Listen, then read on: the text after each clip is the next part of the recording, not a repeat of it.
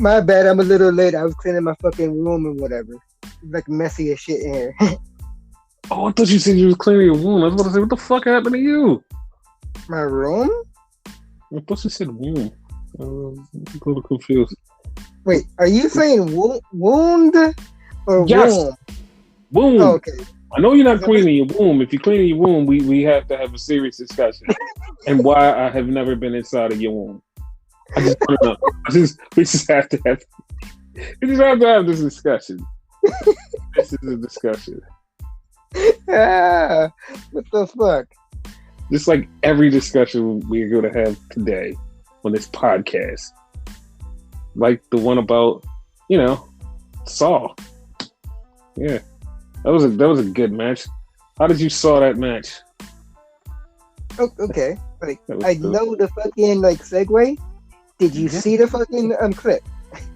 No, I did not see the clip, but I just know the movie's coming out and it's gonna be a big thing and nationally on our podcast. I want to say fuck IGN for being dumb. Fuck you, IGN. Fuck you. A 3 out of 10. A 3 out of 10. They're bad at everything. Don't worry. Granted, I know that this franchise is not the greatest for the masses and whatever. I love them, to be honest with you. I own every single one of them, even the last two, which probably out of all of them are not the greatest, but still, I own all of them. But to say they said this movie is not a great movie, nor is it a great Saw. That clip I seen, it's a Saw movie. Okay, well, how about they're just not great reviewers and IGN is dying, so goodbye. How about that? How about that, IGN? How about your fucking company's dying? They fell apart ever since Greg Miller left. I better say died. Whoa! Sorry, did. R.I.P. I love his podcast and whatever. So R.I.P. Greg Miller's channel in a video game.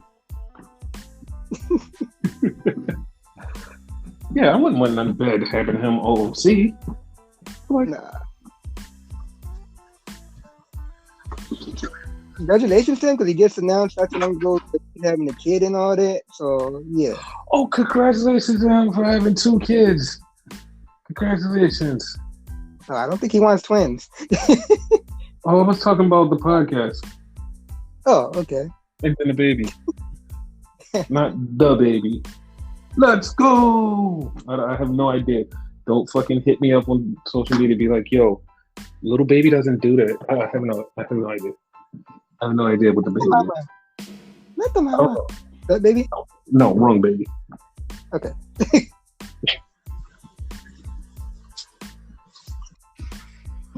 I don't know. There's a lot of shit that people bring back, and then people always get mad when they bring it back, and then sometimes they bring it back and then fuck it up with then they do sometimes people do fucking rip-offs of the shit, and when people rip off shit and just fucking, it'd be a classic, and then they'd be like, you know what? Fuck it, we're gonna rip this off. And people be like, why are you ripping that off? It's because it was really good, but you hate it. But we're ripping it off. The fuck, it's literally AEW. It's them. Wow. It's them. That's wrong, but wow. No, we're segueing right into AEW show. Yeah. How did you like it? I went in and I told you that this show can't possibly be worse than last week's. I might have been wrong about that. Oh, were you? Were you wrong, pal? Were you wrong? Oh, and get well soon to Ricky Starks. Yeah, most definitely. A fractured fucking neck? That came out of fucking nowhere. I thought it was his leg. Okay. Here's what I heard. Here's what I heard. This is real shit. Okay. I actually heard both. I actually heard it was both. Because, he was fucked up last week, and, they looked at him, and then they was like, oh, you got a fractured neck. No, here's the thing, right? They're talking about, oh, he's gonna be out for like 3 months or like 3 weeks. It's like, what? Like for a fractured neck? What the fuck are you talking about? That's the case. He's a fucking beast. Exactly. But then, like, I heard that while he's out, he's gonna get his knee looked at so they can fix his knee. It's like, dude, that's crazy. So he's ready with injury. Yeah, but like, I guess like it's good that he got injured now. I know it's like a bad thing to say, but like before like his career really took off. Yeah. You know what I mean? Get the healing out the way. You know? Yeah. Because most motherfuckers, they go through years of fucking injuries and they just be fucked up with that shit. And like, right when they're about to fucking explode, their career's over. Mm-hmm. But like, I'm glad and sad at the same time. Like, glad it happened. Sad that, I mean, not glad it happened. I'm sad it happened. Glad that it didn't happen at a worse time. Yeah. Because like at the worst time would be like, dude. Like, imagine if he was champion and like that happened. Be like, oh fuck. Yeah. Like, thankfully, like it seemed like they were going somewhere with him and Cage, but it was nothing significant. Like he wasn't going for a major title or something. Right. But like, where they were really going is like, we'll talk about it in a few seconds. But like, it's like the only reason it's sad is because it's like, oh, he really probably wanted to work with Sting. Like that's the only thing. Like, oh, he probably really wanted to work with Sting. That's it. Other than that, it's like, you're not really missing nothing, dude. You're not missing a damn thing. Yeah. Cause yeah, let's go. Like the baby said. I don't know. I'm gonna stop. I'm gonna stop. I have no idea. I feel so boomerish. Let me just stop. Let's get into fucking AEW Dynamite. She's biracial. I'm sorry. We will get there. We'll get there. Don't worry. Don't worry. Don't worry. So it started off with Yuji Nagata versus Jon Moxley. First off, this came off like a whole nother show because it was like, it came off with a big fight feel. It felt like it was a UFC style. Jon Moxley came out the wild thing. It's like, bro, this feels like a whole nother show. Like it's not even AEW.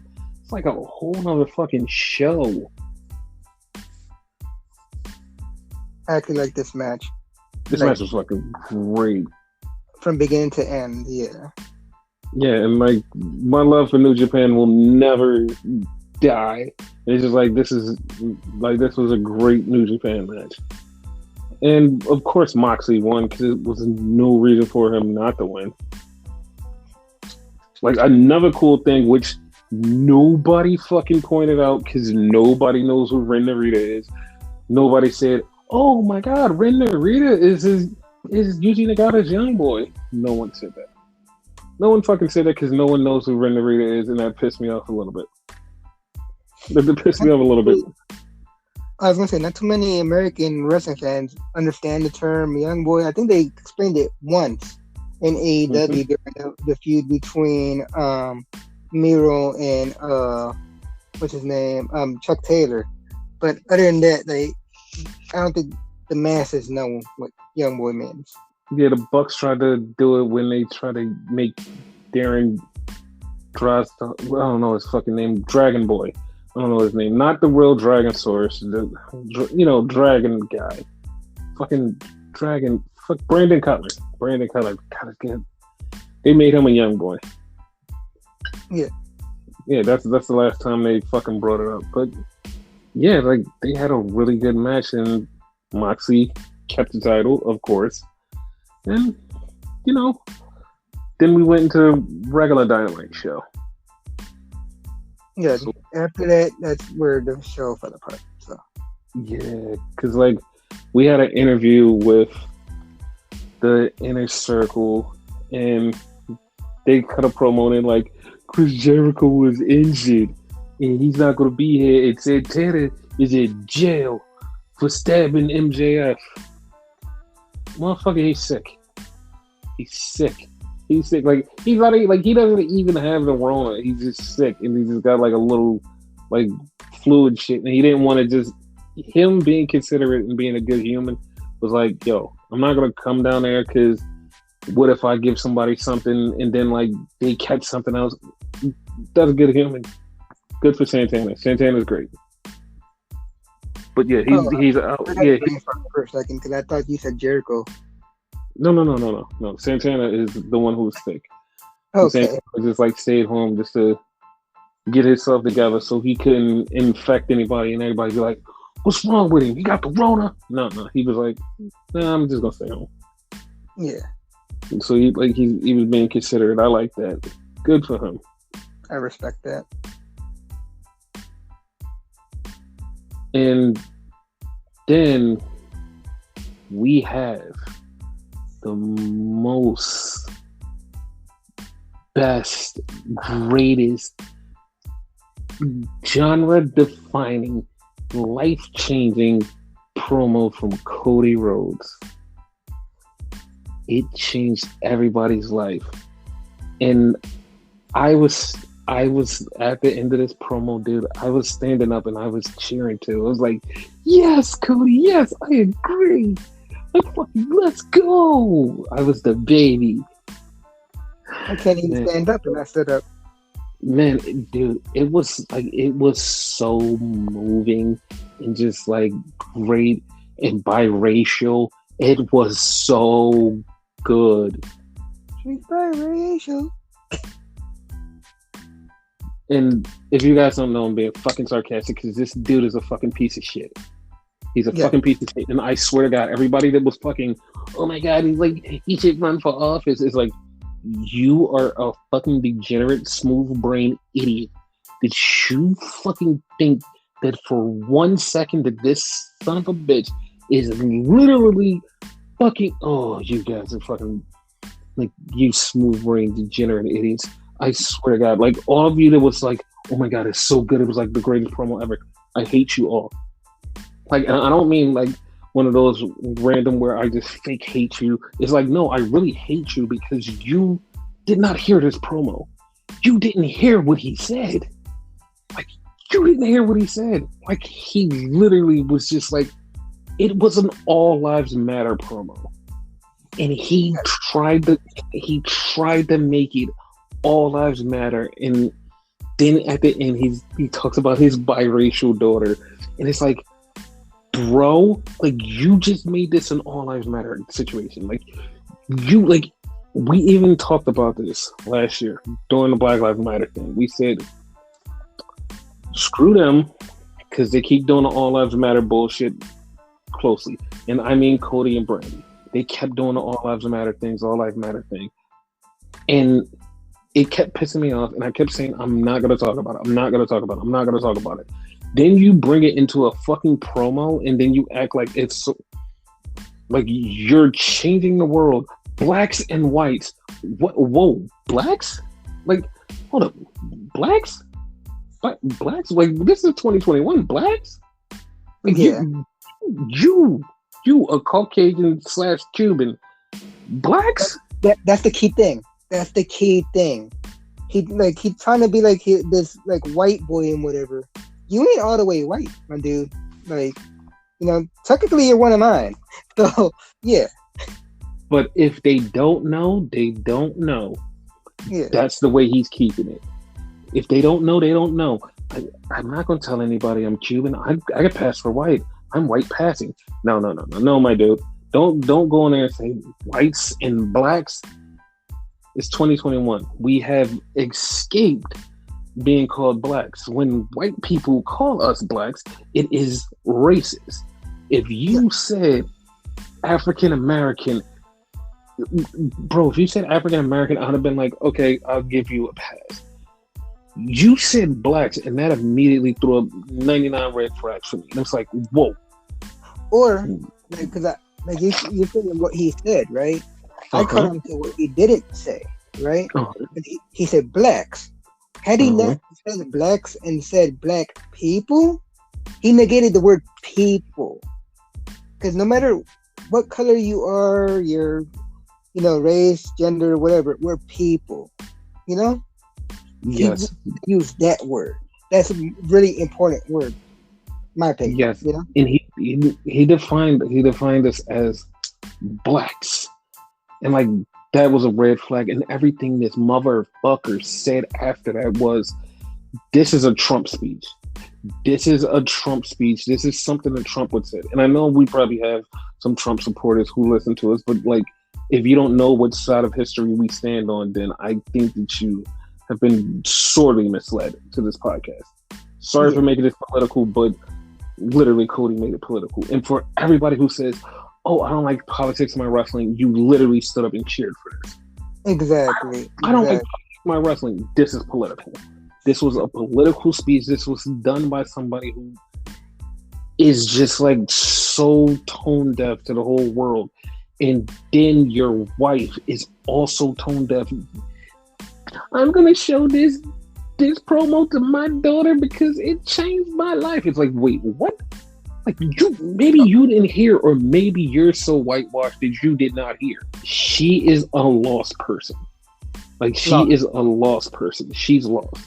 Because sometimes you see she wants to talk about African American stuff and stuff like that. And then other times you're like, oh, I see that you have stepped across the line and you have tried to be this other type of person because you wanted to not be black. And it comes across a lot. And when she self-loathing, self-hating and all that. No. I'm going to explain to you where I caught on how bad this was. Okay. When she made that Instagram post, when people were trying to say something about the Black Lives Matter, say something about us, you're one of us. When she said, when black people used to criticize me for acting white and doing this, why do you think that I'm gonna do? Whoa, what do you like? Because of this is the reason you're feeling the way and you want to say what you want to say. Like that's like, we're on the same team. They look at you just like they look at us, but you go ahead, you do your thing, and I'm just gonna leave it at that. Like, I'm from now on, Brandy Rhodes is now stricken from our podcast. I will not bring her up. She's done. Okay. Cody, the only reason that we have to bring him up is because he's in the business and he's wrestling. And we have to cover him on the podcast. Other than that, he would be done. Because if I could just eliminate him, I would. He's still here. So him is all I've mattered. Thank you for that. And I do like to bring up this one thing. They cut to the crowd. One dude. And this is how I know it's fucking random and weird and out of place. One white dude standing there while Cody's doing this promo with a Black Lives Matter t-shirt. Why did they cut to him? Now, here's the thing. I didn't peep that. And you'll be like, oh, well, he had a Black Lives Matter shirt on. That's why. It is May. It is in May 2021, and we're not protesting anything right now. So why are you wearing a Black Lives Matter shirt? That's one. Like that's the straight up red flag. 2, red flag. Everybody around you were sitting down and nobody was fucking standing up clapping. You're the one dude that's standing up cheering and clapping. That seems kind of out of place. Also, why did the camera cut directly to him while Cody's saying that specific part? Boom. Hey, we like black people too. No, fam. Because that was a white guy with a Black Lives Matter shirt on. And that thing looks very crispy, like it was brand new. Like, oh, I just got this out of the box and I'm just putting this on and going to the AEW show. So he was a plant, in other words. Yes. was a lot of red flags in that whole entire situation, and it's like everything you did that night screamed wrong. So, and everybody's just like, oh my God, that was a genre-defying wrong. Like, it was wrong. And when your biggest supporter even says, that was not a good promo for this kind of climate in America, when he says that about this promo, you know that you went too far, that he can't even save your ass. So, just leave it at that. And Cody, at the end of this, said he wants to fight Anthony Ogogo. Good for him. Good for him. You go ahead and fight Anthony Ogogo. And he said, for one night, because this is all about America versus Britain. I didn't even know we was at war with them. Like, when he said that, I didn't know we were at war with them. Like, somebody should have told me we were at war with Britain. All my British friends, I'd have been like, dude, I can't even fucking talk to you because we're at war. Because he said we're at war with them. And it's going to be Britain versus America. The British dream versus the American dream for one night. And it's like, God damn, I didn't even know we were at war with Britain. I was like, maybe I should get up at my news. I should start watching the news every day and try to figure out what's going on. Because I didn't know we were at war with Britain, which we're not. And that was dumb. It was really dumb. It was really dumb. And we're moving on from that. So then, Thank God for Dustin, though. Did you say thank God for Dusty? Dustin. Let's move on. Not even, let's move on. SCU versus the Young Bucks. If SCU lose, they have to split up. So the Young Bucks come out in their don't know what they're doing with their gear. Don't know what they're doing, and people are like, oh, if they're getting under your skin, it's working. No, because like they're 6 seconds away from me just going, yo, just meet me out in the parking lot so I can fight you. Just meet me out. Like, they're 6 seconds away from that. Like, that's where we're at. But like, I'm watching the channel between the Cody thing and them. Like, I'm watching the channel.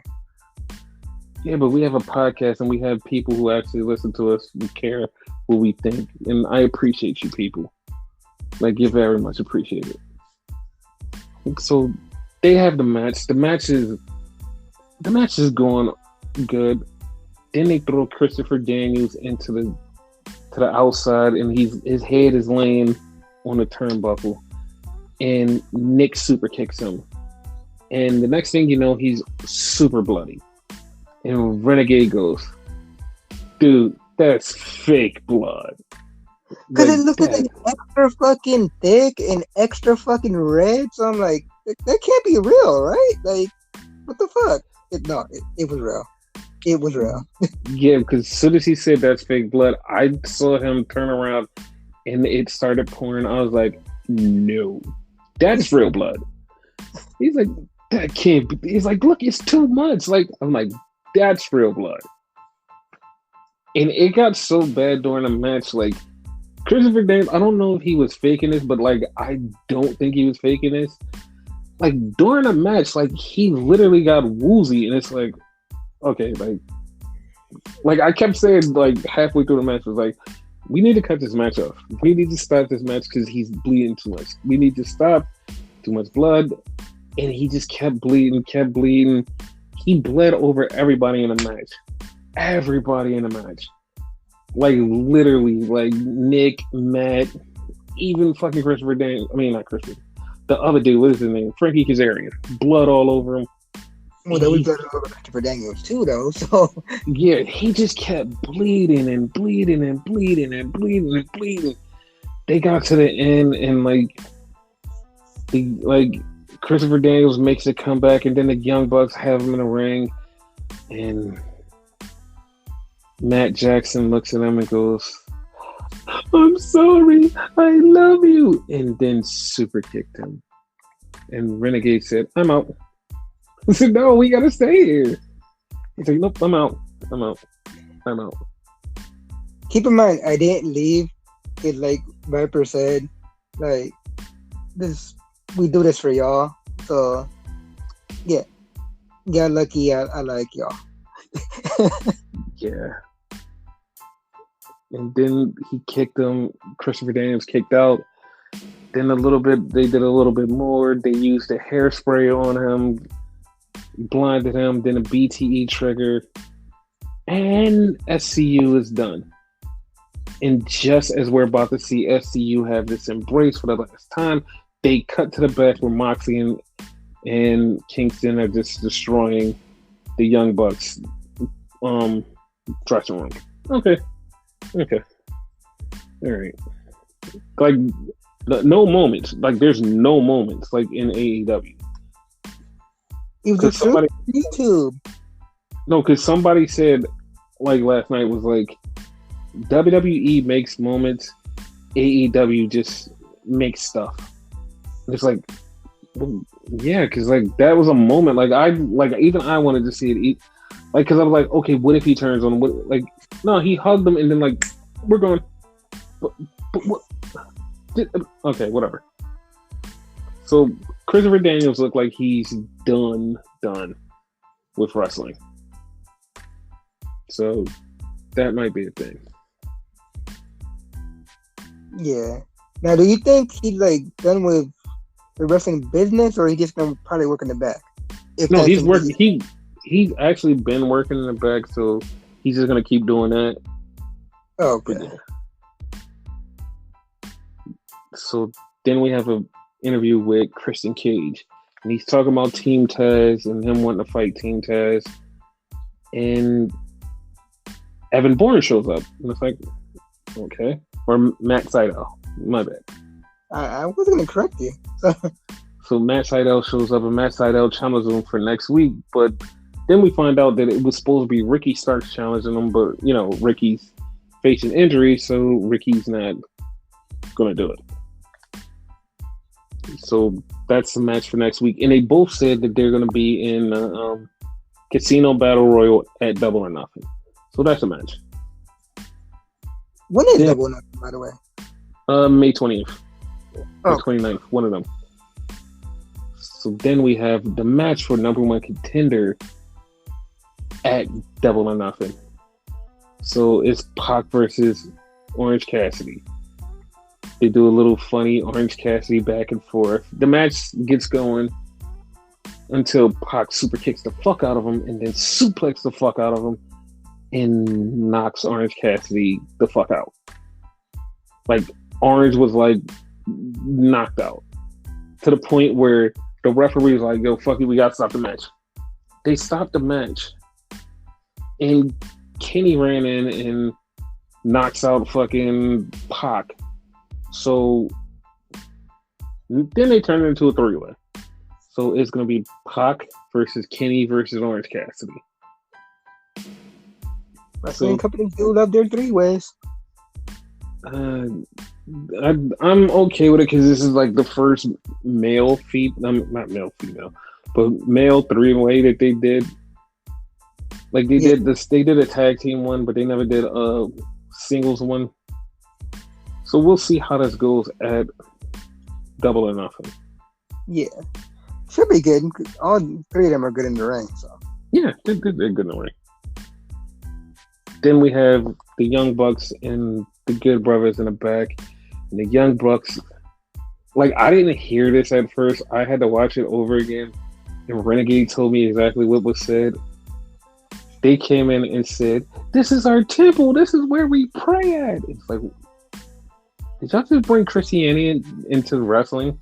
Like, I have nothing against religion. Like, but, dude, like, you're the bad guys and you're doing this? Okay, whatever.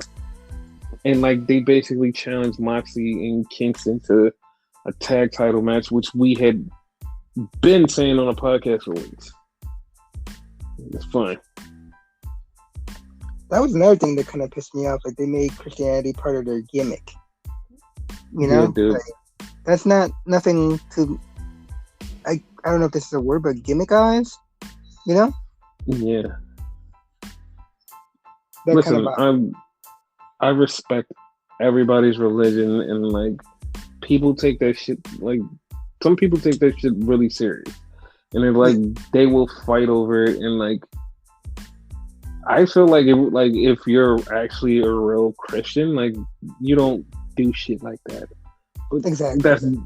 that's just me. I don't know. So Especially if then you're a heel.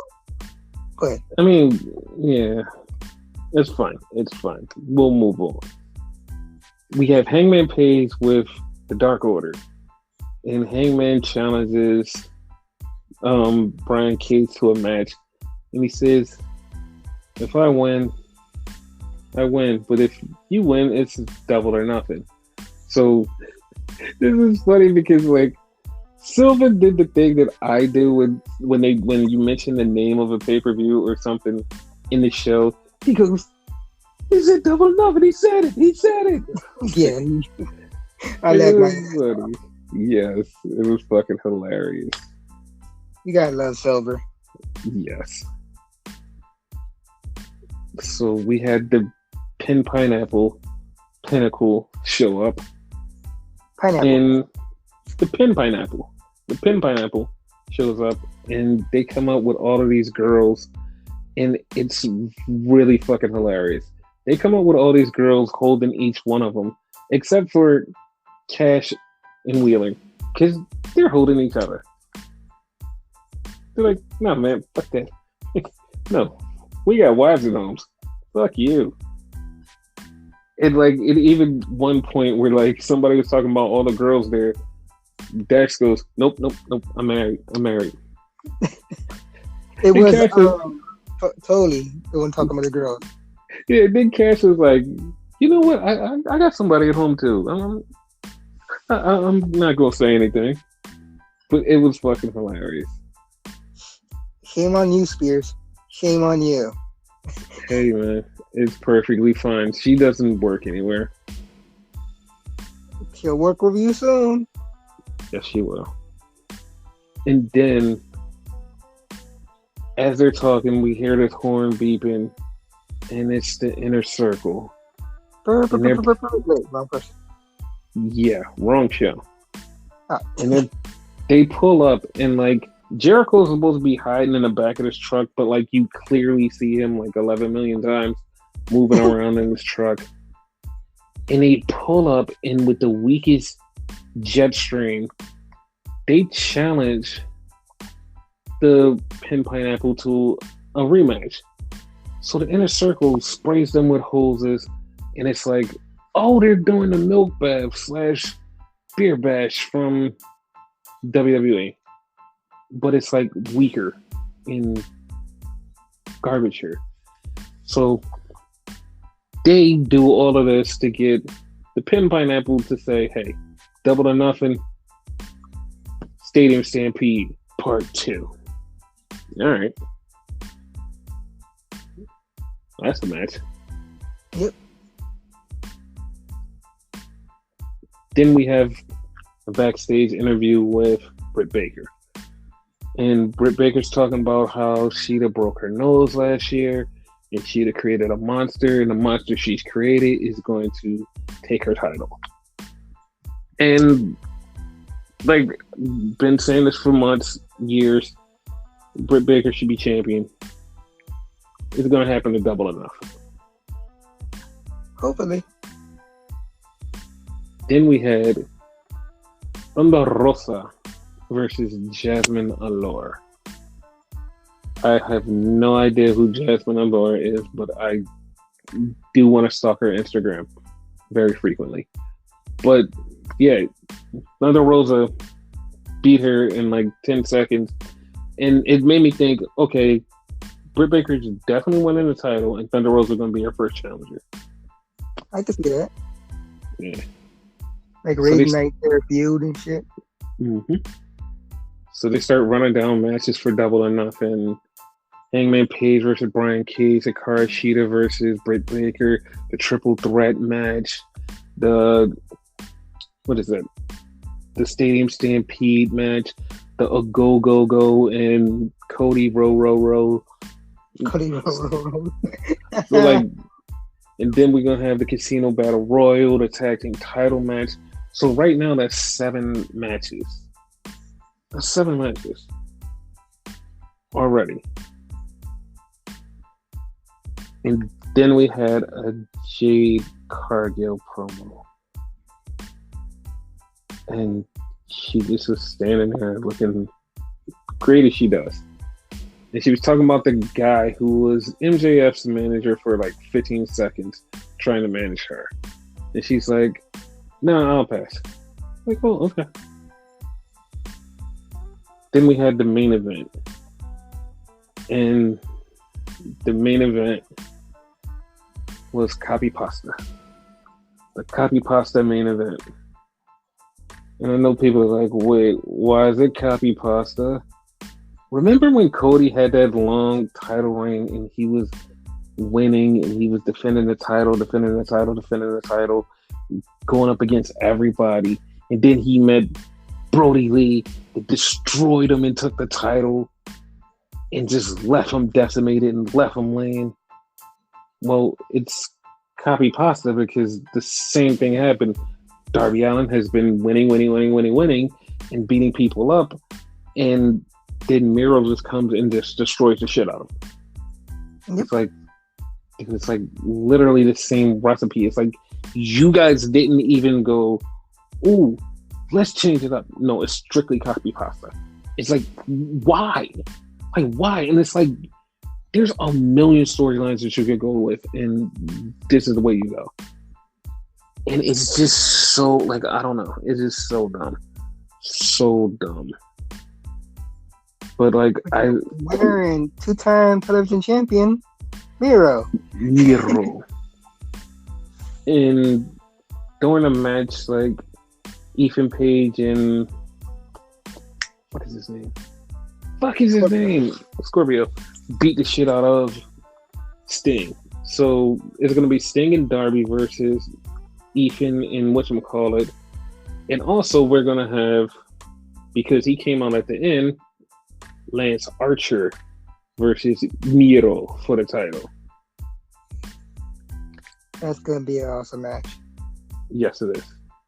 But I feel bad because, once again, Lance Archer is going to have to lose. And that's not what I want for Lance Archer, even though I can't control anything because, hey, I'm not in charge over there. So that's the thing. Never know, they might throw a curveball and he might win. Like, if he wins, like, that would actually make me happy because it was like, holy shit, this is like they're doing something with him. And like that's great. So yeah, like that's the thing. So yeah, that is AEW Dynamite or nothing. I'd rather or nothing, but I'm doing this for y'all. I knew you were gonna say the or nothing part.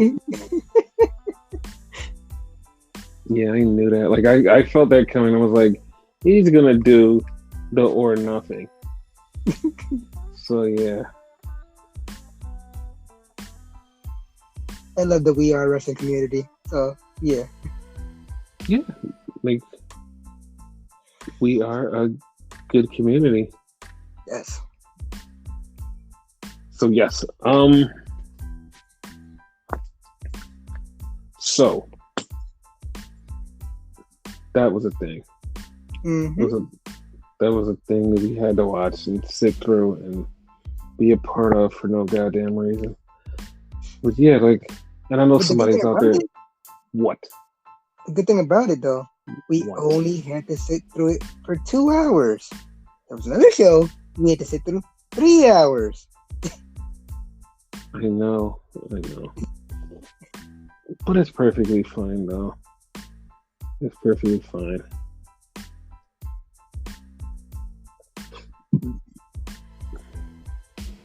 But yeah, Raw. Monday Night Raw. Yep. Monday night, Raw. Night. Yeah, that's all you can say when you talk about that show. It's just also, once again, that show is literally copy pasta. And I know somebody's like, Come on, dude. There's no way it can be copy pasta. They had a fucking 6-man that was like, didn't we watch this last week? And I think I even asked you that too. It was like, didn't we watch this last week? And you was like, but Charlotte wasn't in it. I'm like, oh yeah, that's the only difference. Same match. Yeah. They slightly like change it, but only like a slight bit. Yeah, just very slightly. Because, yeah, if you don't know, it was, of course, Charlotte, Nia, Shayna versus, what is her name? Asuka and the Sexy Muscle Friends. Just talking about this show makes me fucking yawn. It's fine because they started the match. The match is going, and all of a sudden, just everything just takes a slippery slope where everything just gets dark because, like, on the ramp, sitting in her sex swing is Alexa. And she has her toy and she's watching, she's being a voyeur and she's just enjoying the action. And she says, I'm here to get one of you because one of you are going to come with me. And so as the match goes on, Shayna's knee gives out on her and Asuka attacks her.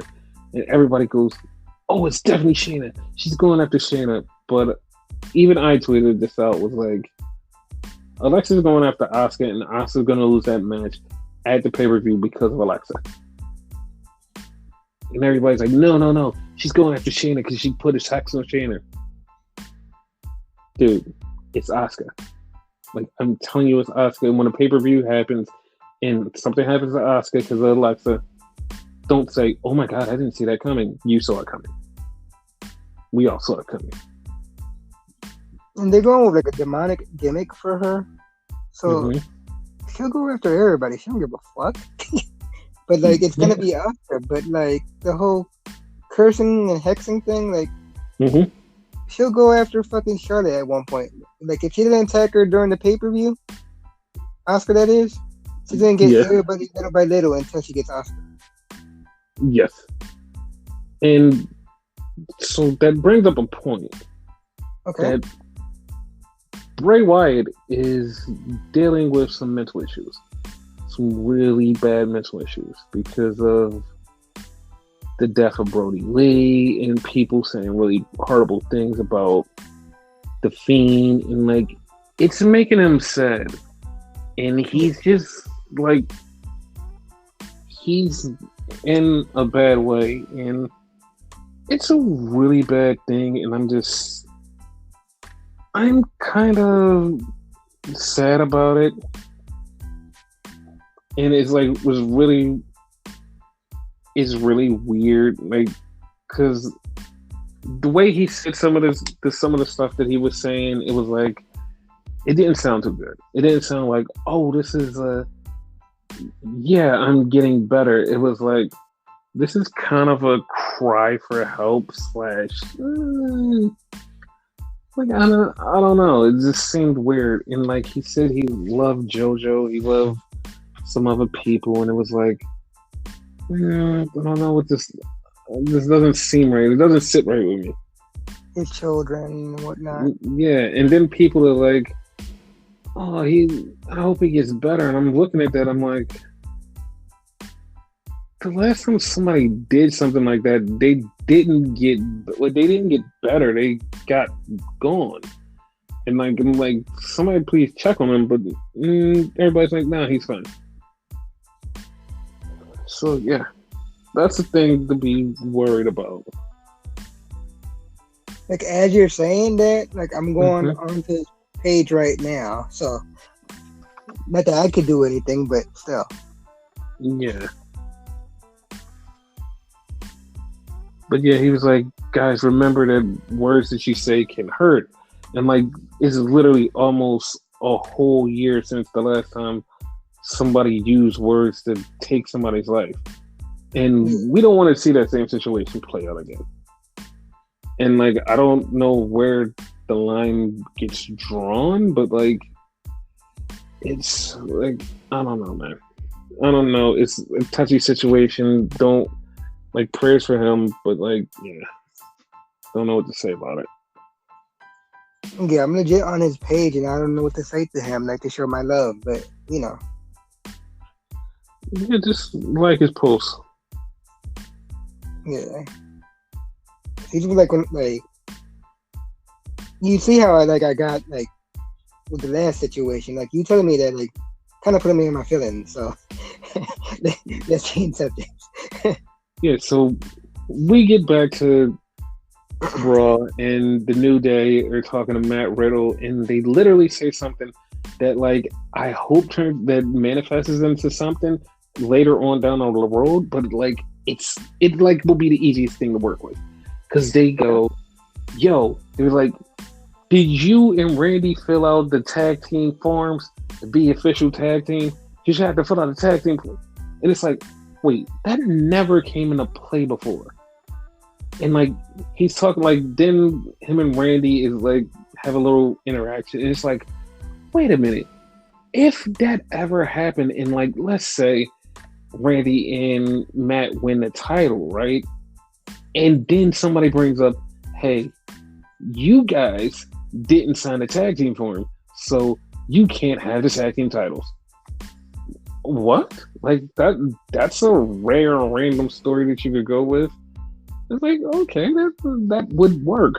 But like I said, I don't think they'll go with it because it's WWE and you know how they are. They're not smart when it comes to writing. Actually, I would have thought about it a different way. Okay. Since New Day's the one that brought it up, just fucking around, right? Mm-hmm.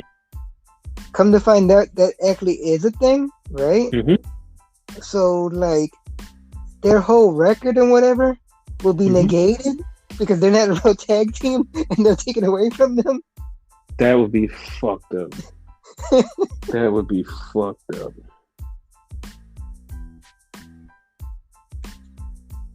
And then we have a backstage promo with Damian Priest, Miz, and Morrison. And they're talking about having a match with Morrison because Miz and Damian Priest are having a match at the pay-per-view. So somehow they start talking about stipulations for the match, and they say, well, why don't you have Morrison defend your honor? And Morrison goes, I'll do it. And Miz is pissed off. So Miz takes on Morrison later on down the line. And the winner gets to choose a stipulation. Like if Morrison wins, Miz gets to choose stipulation. If Damian Priest wins, he gets to change. So it's whatever. Then we have the return of returns. We have Jinder Mahal return with two big Indian guys. The one I've never seen, and the other was part of Indushare. The other one was actually in that India show we had not too long ago. Okay. I want to say he used to be a baseball player or something like that, which is weird because he was a face on that show, so I don't get it. I think he also was trained by Great Khali. Okay. And Jinder faces Jeff Hardy. And it's really funny because those guys did absolute dick in that match, and Jeff Hardy still lost. It's like, what the fuck? And everybody got online and was like, Jeff Hardy deserves better. He should be world champion.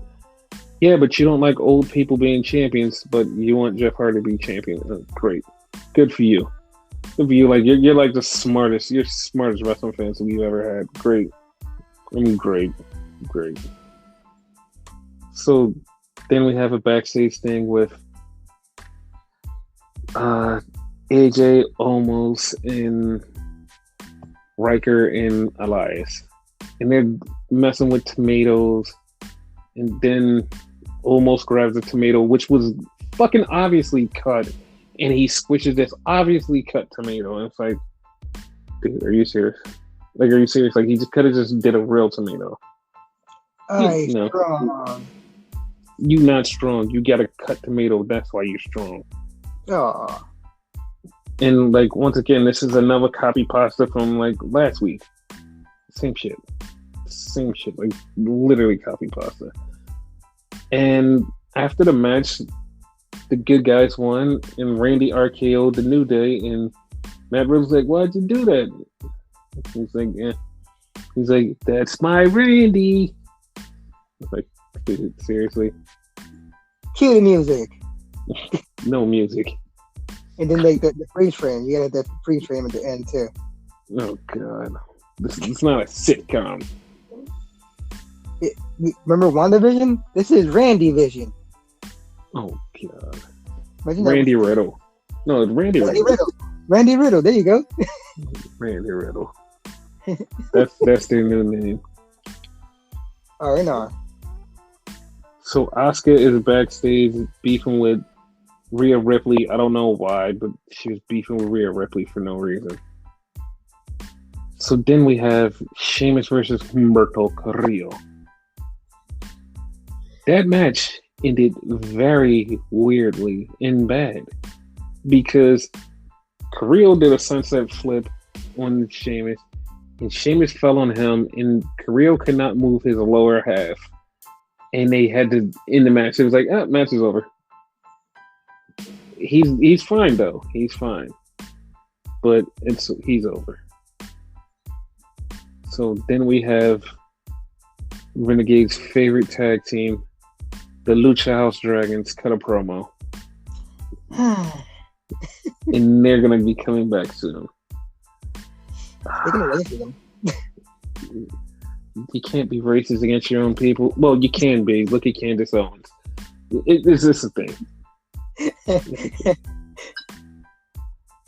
But then every guy's wet dream showed up, and everybody collectively pulled out their tissues, and they all were happy to see Eva Marie cutting another promo about her being back, and we miss her. We want her. I really question me being a wrestling fan sometimes. No, don't. There's other things you can question. Like, why the hell is Shelton versus Cedric Alexander happening? And Cedric Alexander is supposed to be the guy that goes over, but Shelton gets the win. Like, explain that. Shelton's better. Shelton's better. Okay. So then we have Angel Garza doing his little backstage thing with Drew Gulak. And basically they're saying they're going to do a match again eventually. Now, speaking of Angel Garza, there was something that I had seen on OnlyFans. What did I see on OnlyFans? I don't know, but like in her chat room, you could just do chat !OF, and then it pops up with the link. Oh, that's right, Zelina Vega. Shut down that Twitch channel, didn't you? And that OnlyFans. Wonder why. Wait, Zelina Vega has a OnlyFans? Had with a D. Had. Oh, I mean, not like I was gonna look for it. I didn't get hyped for nothing. Had with a D. Because why would she do all of that canceling of stuff? What would be a reason? I don't know. Maybe she's shilling for some former employer or something. Or shilling for a current employer that used to be former, but now current. Well, we'll never know that she's coming back to WWE eventually. Yeah. That's the thing. Cool. So Rhea and Asuka have a match for no reason because they wanted to have a match for some reason. Like Charlotte stood on the outside and she did commentating and watched as the world burned, whatever. That was a thing. And that was it. That was it. The match went over and the match was over when Rhea beat Asuka. Don't know why. I thought part of you was gonna say the match went beyond. No, that ain't it. No. Then we had Morrison versus Damian Priestel. And because it was Morrison versus Damian Priestel, Morrison lost, which is heading towards the breakup of Miz and Morrison, because now Damian Priestel is going to have a match with Miz, and it's a lumberjack match. So then we had another sticky camera promo from Eva Marie, and everybody was so hyped up about it. Ooh. Yeah, that happened. I fell asleep. Oh, after you watched the promo? Oh, during. Like, that's when she showed up. Oh, it was that quick. Hope you cleaned up, pal. So then we had the main event, which I don't know why they had this as a fucking main event. Bob Lash versus Drew Mack. And the match happened. Drew got like distracted by Braun Strowman. Braun Strowman power slammed him. Braun Strowman power slammed Bob Lash. He power slammed everybody, and he stood there at the end of the show as the monster among people folk and said, "I am Batman." What the fuck? Yeah, he said, "I am Batman." That's what he said.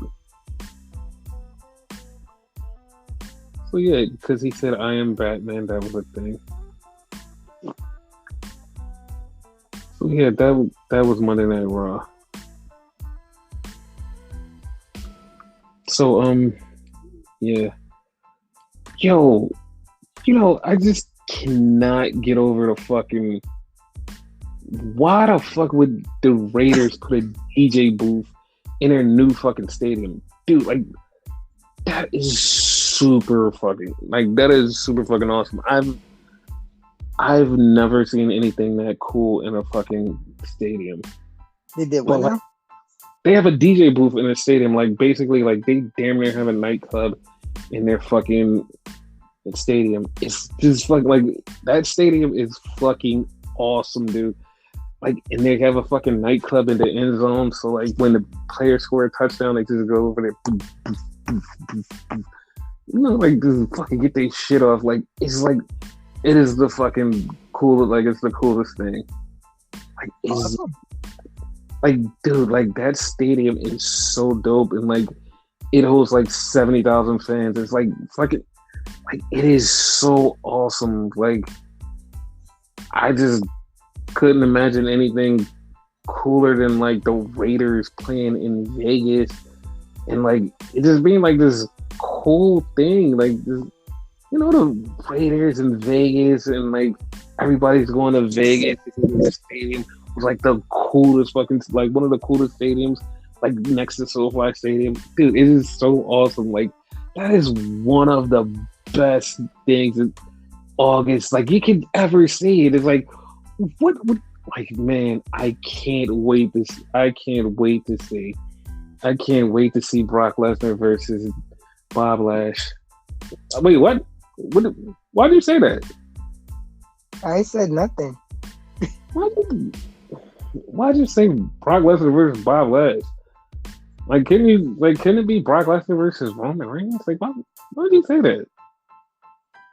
Like, this is weird. I mean, weird. Like, why would you? Like, I'm talking about the Raiders, and you're gonna talk about John Cena facing Drew McIntyre. Why would you do that? Like, why? Why? What would possess you to say something like that? Okay. Like, it's like I'm talking about the Raiders and how they got the DJ booth in the stadium, and then you're talking about Sasha Banks versus Bianca Belair. Like, why? Why would you do that? Like, pay attention. I'm talking about football.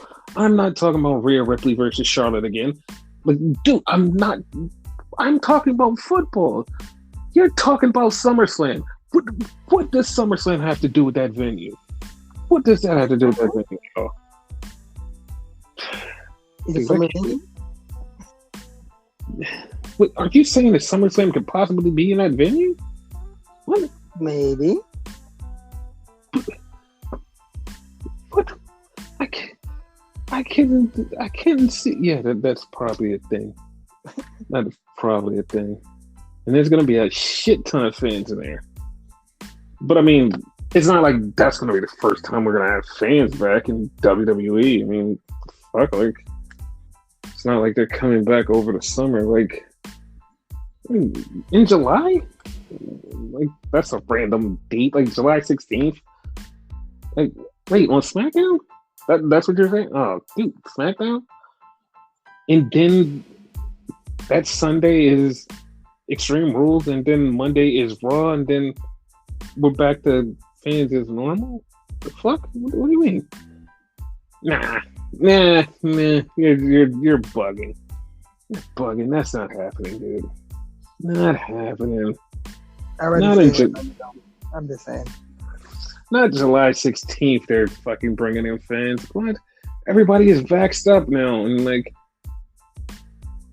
they could go party. It's not like May 28th is going to be full of Daly's place. Like, but we said that last week, so I guess that's true. Yeah. And then they're going to be going to Austin and other places. So AEW is back on the road too. Well, looks like the earth is healing. Oh well. In the matches, did you mention the fact that Josh Alexander is defending his title against Phantasma? Help? No, I did not mention that because that's something that you're gonna do. Oh yeah, he just won a number one contender match. Well, I hope Elp kicks his ass because it's for the X Division title. For those that don't know, on Impact. I hope he kicks his ass because he needs to. He needs to kick his ass. Oh shit! Good for Elp. Good for the Elp. I always said, like, if, like, since he got here, like, it would be good if he won the X Division title, because that's basically the X Division, the Cruiserweight title. What? Yes. So, yeah, that's a thing. Yeah. So, what are your thoughts on Masters of the Universe Revelation? Oh, it's weirdly, it looks like a combination of the old school 80s one that we grew up on, and what was it, 2010 or whatever the hell? When the hell did the last one come out? The 2000s. Early 2000s? Mm-hmm. Yeah. The one where you find out, like, the origins of Skeletor and shit. Yeah, because, how many episodes? They said 5 episodes are dropping in July something, and it is the prelude to the next series come out. So that's a thing. Okay. Yeah, this is the first prelude to the bigger, like, whatchamacallit? The bigger picture. Yeah, so I'm huge Masters of the Universe fan. I love the art style because it looks like it is straight from the 2001s, which is my favorite Masters of the Universe one because it's serialized, it's descriptive, it gave everybody information, it made He-Man more a person, it took stuff from the comics, it just gave everything, and they canceled it after 3 seasons because, you know, Cartoon Network fucking sucks and they just don't know what to do with their fucking time. Every time they have something good, they go, you know what? Here's my dick. Let me fuck this thing. Every fucking time. He-Man, Young Justice, Teen Titans, Thundercats, every fucking good thing that's on the fucking channel. Let me fuck that. Like everything. And you just think that, like, I don't know how they still, like, they still somehow fucking pull off, like, all right, we're going to put a good show on. But it's like some of the shows, like, we're watching, we're like, oh my God, this is great. Nah, fuck you. But this is great. Nah, fuck you. Like, you just keep screwing. Like, I don't understand. Like, somebody needs to explain to me why this keeps happening. It's Cartoon Network, basically. They don't know what the fuck they're doing, to be totally honest. They fucking suck and they need to get their shit together. Like, they really do need to get their shit together. Like, honestly, like, these, like, awesome cartoons, they need to get off of network TV and go on streaming services. Because thankfully, fucking Young Justice survived another season. And I think they're going into another season because they went into, what is it? HBO Go? HBO Max. Max? Yeah. Yes. I always get those two confused. Sorry. Yes, you do. Formerly DC Universe app. So. But yeah, like, and I want fucking streaming services to invest in them and just be like, yo, this show is good. Like, it's so many shows is like it runs on a network and then you're like, it should go on a streaming service. And then sometimes, like, shit on a streaming service works better than a network, but that's because, like, when you get on a streaming service, you actually, like, you still retain some of the coolness, like NXT UK. Like, that's on streaming, and it's fucking awesome. It is fucking awesome. It's slowly making me go, you know, I think you might be the best NXT. Slowly. I'm not saying it is, but slowly. Okay. Just saying. Because, like, it started off with a feud between Nathan Frazier and Noam Dar, who's been beefing for, like, a couple weeks. So they're doing a Heritage Cup style rules, and they're having this match, and all of a sudden, Sam Shaw, who is with Noam Dar, comes out and screws Nathan Frazier over. It's like, oh man, it sucks. It's pretty cool. For a split second, I thought you were going to say he screwed over Noam Dar. He should have. And my third favorite tag team, Pretty Deadly on top. Yes, boy. Like, they cut a promo talking about how they're a tag team, and they literally said something that made me laugh because it was so true. It's like, they said, when we showed up, everybody was like, who the hell are you? Nobody cared. It was like, now we're the tag team champions. Side plate check. I was like, yes. You know, I did not care about you guys in the beginning. But yeah, they're my third favorite tag team.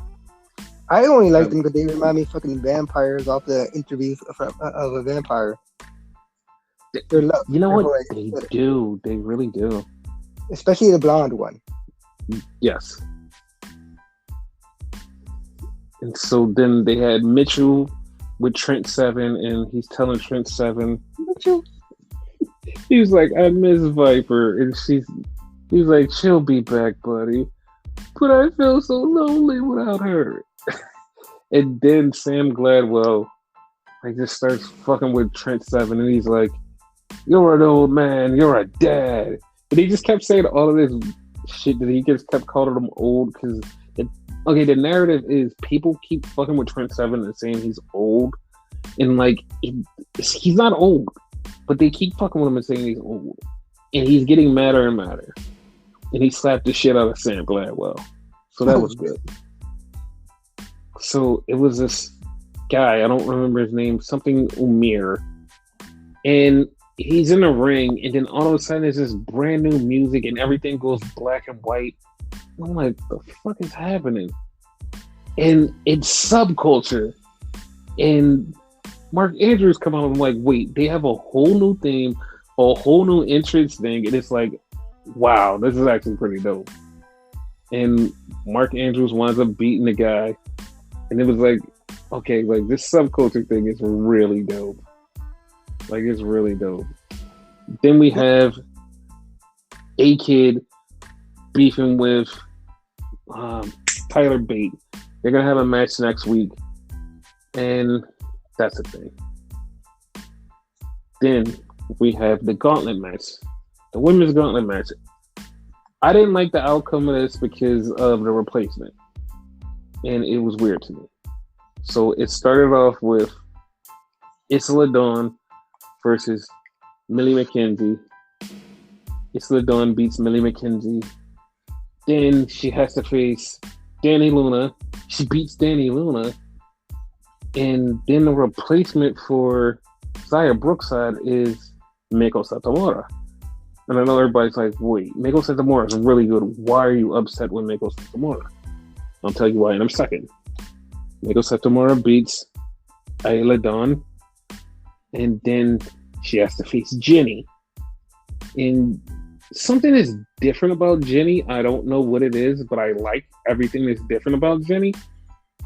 And Meiko Satomura beats Jenny. So Meiko Satomura is now number one contender for Kaylee Ray. And Kaylee Ray comes out. They bow to each other. Kaylee Ray super kicks her and knocks her out.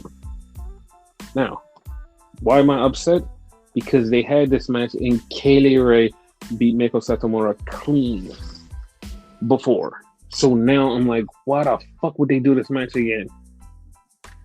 She's gonna win again, but this time not clean. Then it's like, then you just beating Meiko Satomura for no reason. Like it's like to me, it feels like you shouldn't have had her lose in the first place. Like she shouldn't have lost in the first place. Like she should have won the title. 100%. Like she should have definitely won the title. And like we would not have this. Like we would not have this to talk about because she would have won the title. But it's fine. It's fine. Like the stateside, I mean, they had a show. It wasn't bad. It was alright. Wasn't good either. Oh, come on. I didn't say that. It started off with Killer Cross versus the Killer Theory. Don't know why I said that. But Austin Theory for Killer Cross. And like they're having a match and Johnny interfered for like a second. But Killer Cross killed Austin Theory after that. Yeah. So here's what I'm thinking. In my house, Johnny Gargano versus Killer Cross for the title. Book it. Because right after that, Finn Balor came out and he said to Killer Cross, I want to face you for the title. And he said, I want to face you for the title. I like you. I like you too. 2 weeks? Ooh, let's do it, baby. That's how it was. We're getting married. In 2 weeks. And then backstage, Leon Ruff is angry because he's like, I'm cleared. Let me wrestle. Regal's like, no. Let me wrestle. No. Let me wrestle. No, go home. I want to wrestle. So Leon Ruff walked out. I thought he was going to punch Regal for a second. Yeah, I did too. But like, I was scared because like, even though he looked like he was going to punch Regal, I'm like, Regal's going to kill that kid. Yep. Then we had a match with MSK and Breezango. Now, Has anybody figured out what MSK stands for? My Soft Kiss. I'll go with that. Go. So My Soft Kiss beat Breezango. And there's a spot in this match that everybody is talking about. It's controversial to a lot of people. Don't know why. The ref did a leapfrog. And it's like, oh my God. And people are like, oh my God, if AEW did this, everybody would be all over them. And it's like, why does it always go to beef? Why is it always beef? Like, can't somebody just enjoy the spot? Like, why is this a thing? I don't know.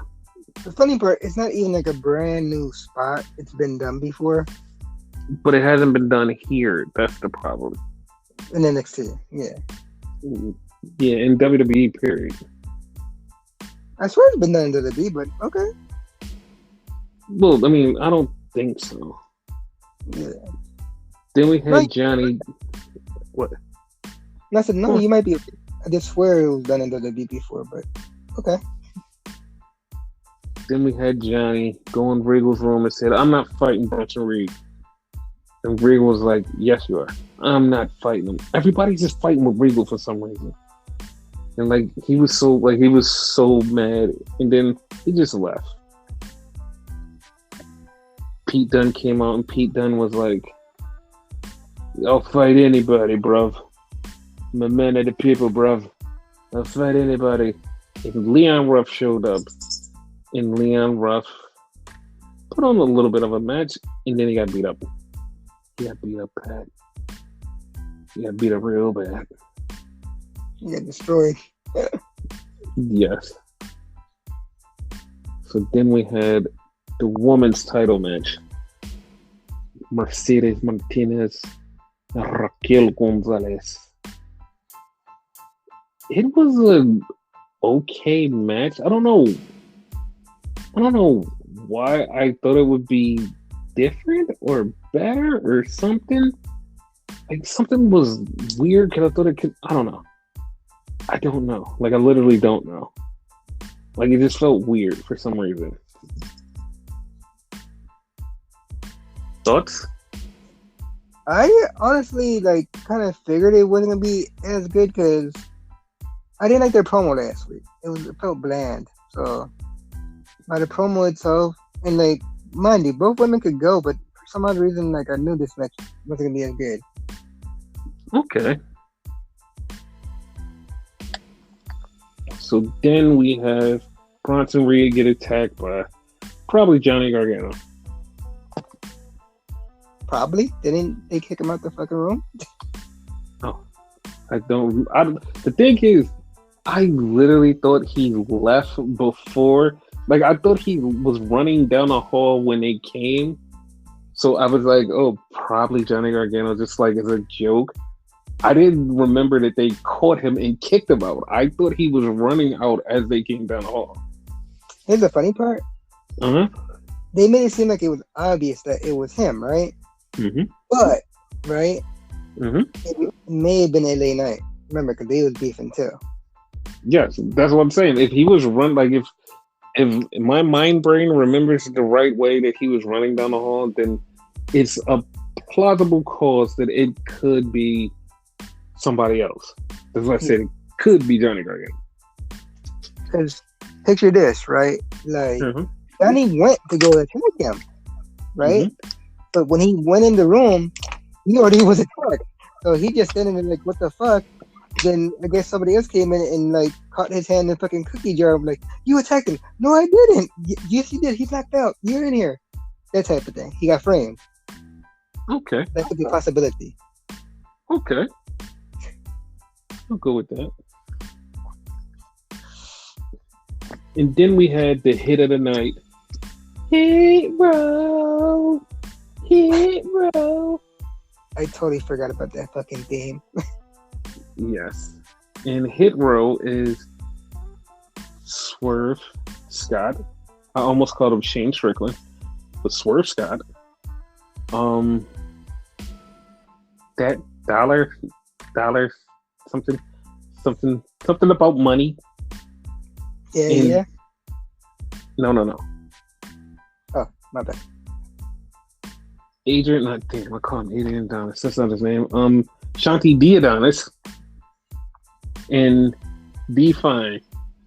I mean, B Fab. Her name is B Fab, but she B Fine too.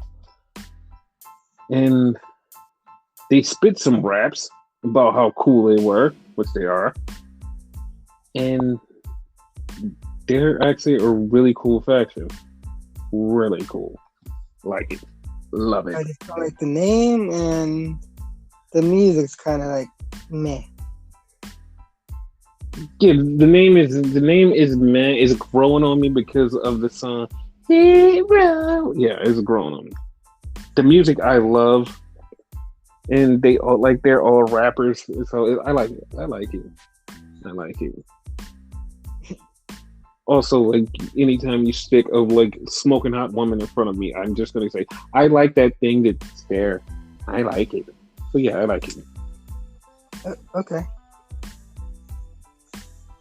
And then we had another Cameron Grimes thing where Cameron Grimes was betting on. He wanted to auction off this house, and it started at $2 million, and it kept going up, and it got to $20 million, and he turned around and it's David DiBiase. Yes, $1 Million Man showed up again and still has millions to spend, which is making me think he should be called the $1 Billion Man, Ted DiBiase. At this point, yeah, exactly. So we had Zoe Starks cut a promo about, I'm gonna fight Toni Storm next week. I'm like, okay, fine, do it. You fight her. You fight her, girl. You go. We had a match between Kyle O'Reilly and Oni Larkin. So they're fighting and they're fighting and they're fighting, and Kyle beats Oni, and then Pete Dunne gets in, and then out of the water, here comes a fish, a bobby fish. Fuck up fish. So Bob Fish is back, and after that, there's no mics, but they're in the ring and they're talking. Glad you're back. I'm glad to be back. So I got my own thing over here. I got my own thing coming up too. So we cool? We cool. I love you. Love you too. That's exactly how it went. No jokes. No jokes. So then we find out it's Bronson Reed versus Johnny Gargano Steel Cage next week. So that's a thing. All these fucking like stipulation matches next week. Yep. Then we had a 2 out of 3 falls match this week between Kushida and Santos Escobar. So the match is going, it's literally like 3 minutes. Santos Escobar hits the Phantom Driver. 1, 2, 3. Pins Kushida. Okay. I was like, wow, that was fast. So the match keeps going, and Kushida, like right as they're about to go to commercial, puts him in an arm bar. He taps out.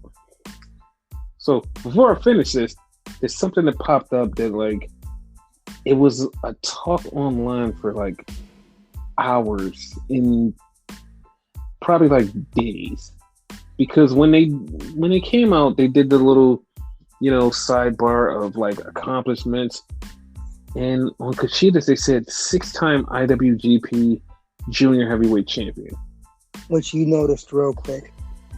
Yes, and it just like it shocked a lot of people because it's like, wait, WWE doesn't normally do that. Why did they do that? What made them do that? They did that, and once again, this leads to my New Japan theory, where like this is like the 5th time they've mentioned something with New Japan randomly. It's like, what is happening? Why do they keep doing this? This thing keeps happening. Something's wrong. Like, I hate to tell you, but at this point, it's no longer random. Yes, I don't think it's random either. So then Kushida, it's a hammerlock suplex and pins Santos Escobar and retains his Cruiserweight Championship. So now, this was an awesome match. Yes, Kushida is now champion of champions. Well, not really. He's just still the Cruiserweight champion. Still undefeated. So, yeah. So, yeah, how do you feel about that?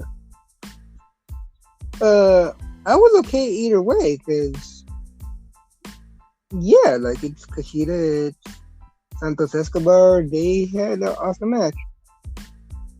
Yeah, but like, where do you think it goes after this?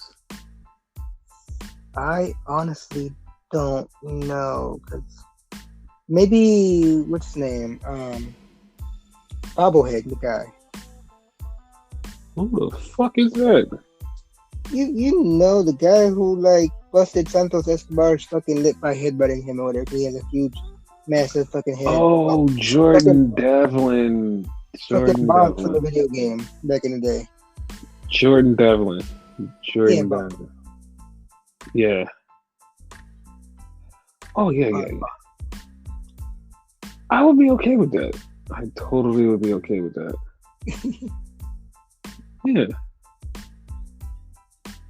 Totally be okay with that. Cool. So, yeah, that was NXT. So,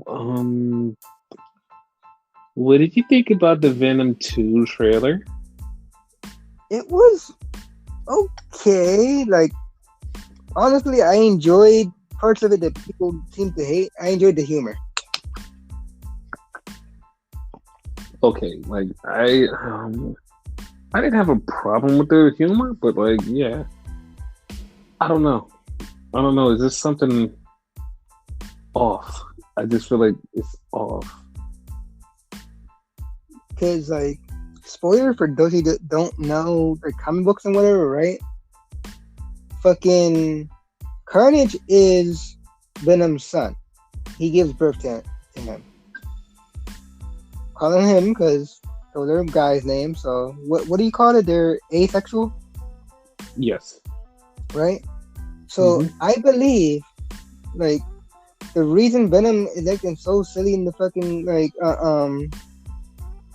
in the trailer is because he's pregnant and about to give birth, and like I guess they have a mission. They go to the jail that Cletus Cassidy, and he gives birth there. Eddie doesn't realize it, and that's how you get Carnage. Okay, that's what you think? Yeah. Yeah. That's not what I think. Okay. I think this has already happened from the symbiote that they distracted from him last time in the last movie. If you didn't see it, spoiler. Wait, fuck that. No spoilers. That movie like 3 years old. Shut up. Yeah, I was just about to say that shit. The big gray one. I forget his name. That too. That also too. But remember when they extracted from him, and like there were pieces of him still alive? When Eddie Brock went to go meet Cletus Cassidy for the very first time, and he looked at him, and Cletus Cassidy smiled and said something to him, Cletus already had Venom in his veins. Because I think they already experimented on him. Because here's the thing. When you see Carnage show up in the trailer, and like I think that's the very first time he shows up, he's in his bloodstream. And which is what Carnage is, the blood symbiote.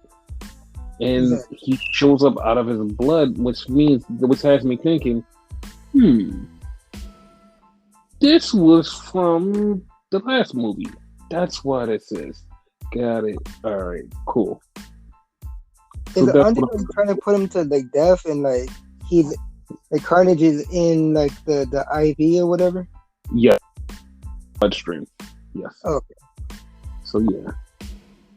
That's definitely a thing. I'm like, okay. Well, that's the way that they're gonna explain Carnage. Okay. Yeah, so I'm like I said, don't know how I feel about it.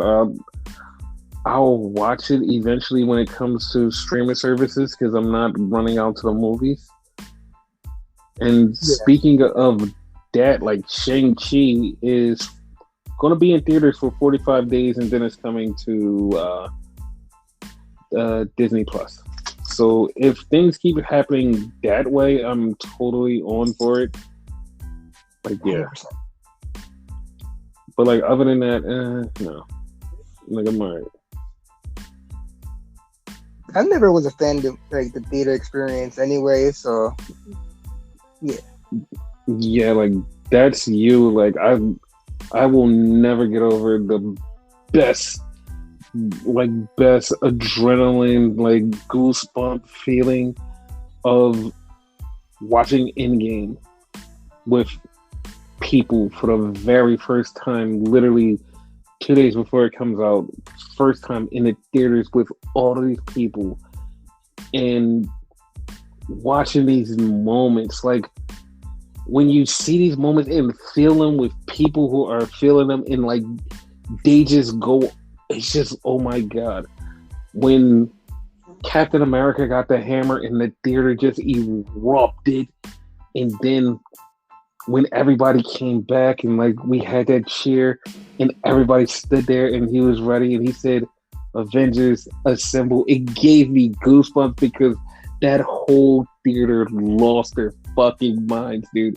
Like it's something that you just never, it's like, you have to experience it. It was just like, when he said those words, like that theater lit the fuck up. It was like, it was a feeling, dude. It was just like, it's one of those feelings. Like even when I watch it on fucking, like on Twitter or YouTube, and like they have the cam footage of like when people hear him say that and they just go off, I get goosebumps because it's like that feeling, dude. It's just like, oh my God. It's just like, it's a fucking amazing feeling. And like, just like I said, to be in a theater with people who enjoy it like you enjoy it and feel it like you feel it, it's just like not there just to just be fucking there. They feel it and enjoy it like you do, and they experience it with you, and you're like, oh my God, we had a moment, like a fucking moment. And it's like, okay, no matter like for however many years, it's just like these moments have just changed because of the theaters. Okay. It's like it is just a fucking great feeling. It's a great feeling. It's like one of those things is like, it's just an experience. It's like, it's something that like, I don't like going to the movies for like every movie, but like certain movies, it's like, I have to feel that feeling. Like I have to feel that feeling. And that feeling, like even today, like when I'm at home and I try to watch Endgame, it doesn't feel the same as in the theaters. It doesn't feel the same as that rush with those people. And like, it just doesn't feel the same. Just like Smackdown isn't going to feel the same when the people come back. So let's talk about the last few Smackdowns we have with no fans.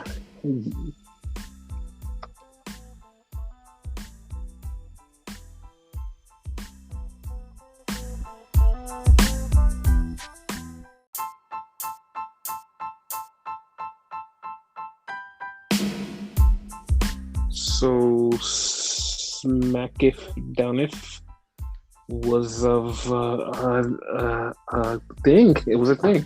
It happened. And what did you think of it? It was a family affair? That was the thing?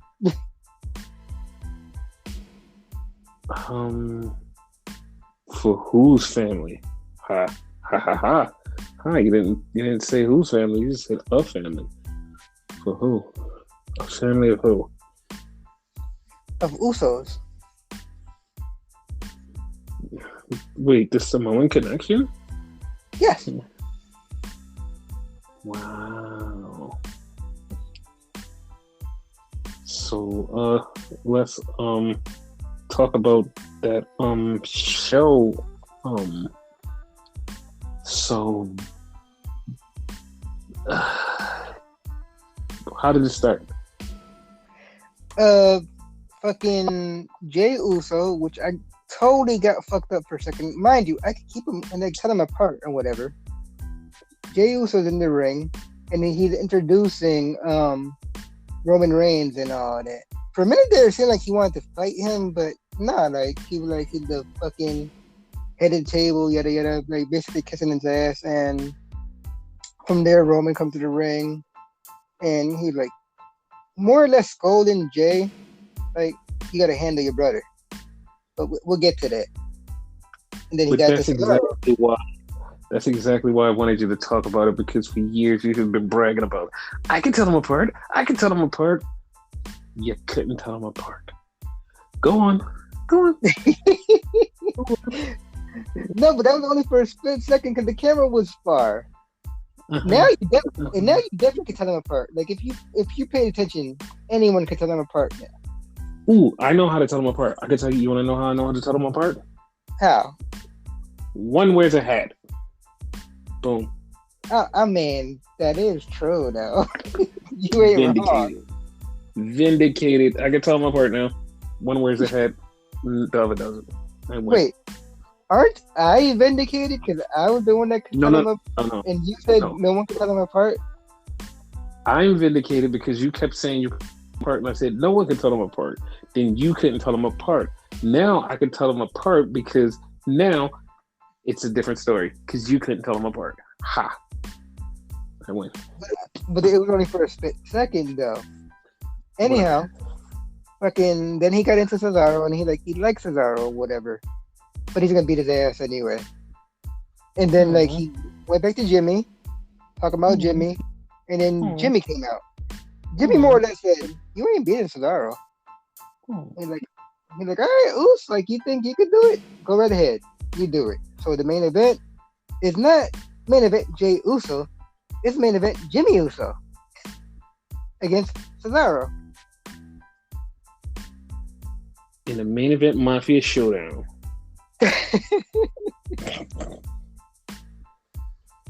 So, yeah. Then we had the tag team title matches. Women's tag team title match. Nia and Shayna versus Natty and Tamina. And Renegade asked me a question. And I immediately said, no. He said, will Natty and Tamina win the tag titles? I said, no. No way. Immediately, like you didn't even give it no thought. Like, no. Like, oh, okay. Not one thought. So Reginald was out there. Reginald interfered. Referee kicked him out. Okay. Nia and Shayna, they're winning the match. Then Natty and Tamina starts to take over. And Shayna almost interferes. And Natty German suplexed her on the outside and made Nia fall. And Tamina hit the Superfly Snuka Splash. 1, 2, 3. We have new women's tag team champions. Congratulations to Tamina and Natty. Yes. And they were crying and fireworks, and it was so happy. It was one of those good moments. Yeah. So then we had the Nigerian prince say his Nigerian trophy to Commander Aziz. So Commander Aziz has done so great. He has done so great. He has made me keep my the captain of the championship forever. I'm going to keep it forever. Because of Captain Aziz, I'm going to give him this trophy. And at that moment, I said, who's going to be the first to come out? And Renegade says, Big E. I said, no, Sami Zayn. He's like, Big E, Sami Zayn. No, but then you mentioned someone else. I think then after that you mentioned KO. Yes. And then like one of us was like, you know what, fuck it, they're all showing up.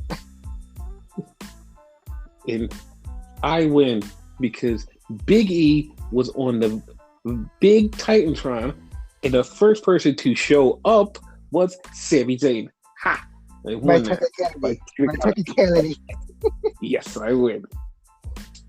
So Sammy comes out and Sami saying words, and then Big E gets in the ring. Don't know how he got there so fast.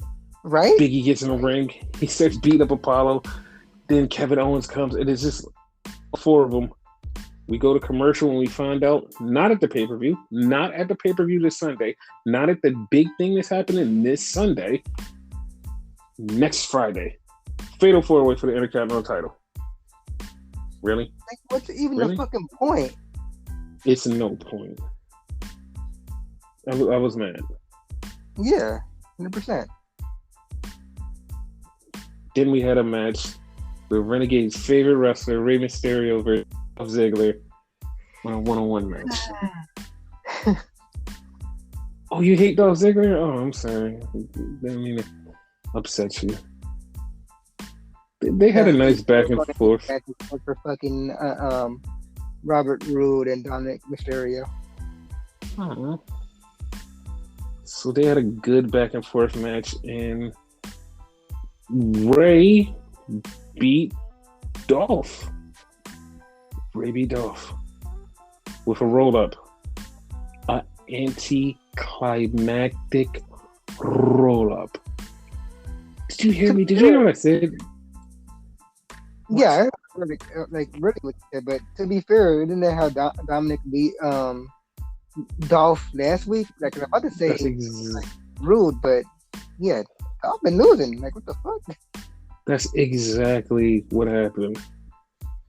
So then they cut a backstage promo, which was really, really freaking weird after Ray won, where they kept calling Dominic a baby. And Dominic said, "Well, I'm gonna be baby champion." I'm like, dude, who gave you that line? Who said do that? Who said that? You could have said anything else. I'm gonna be a baby champion. What? My Hefe said to say it.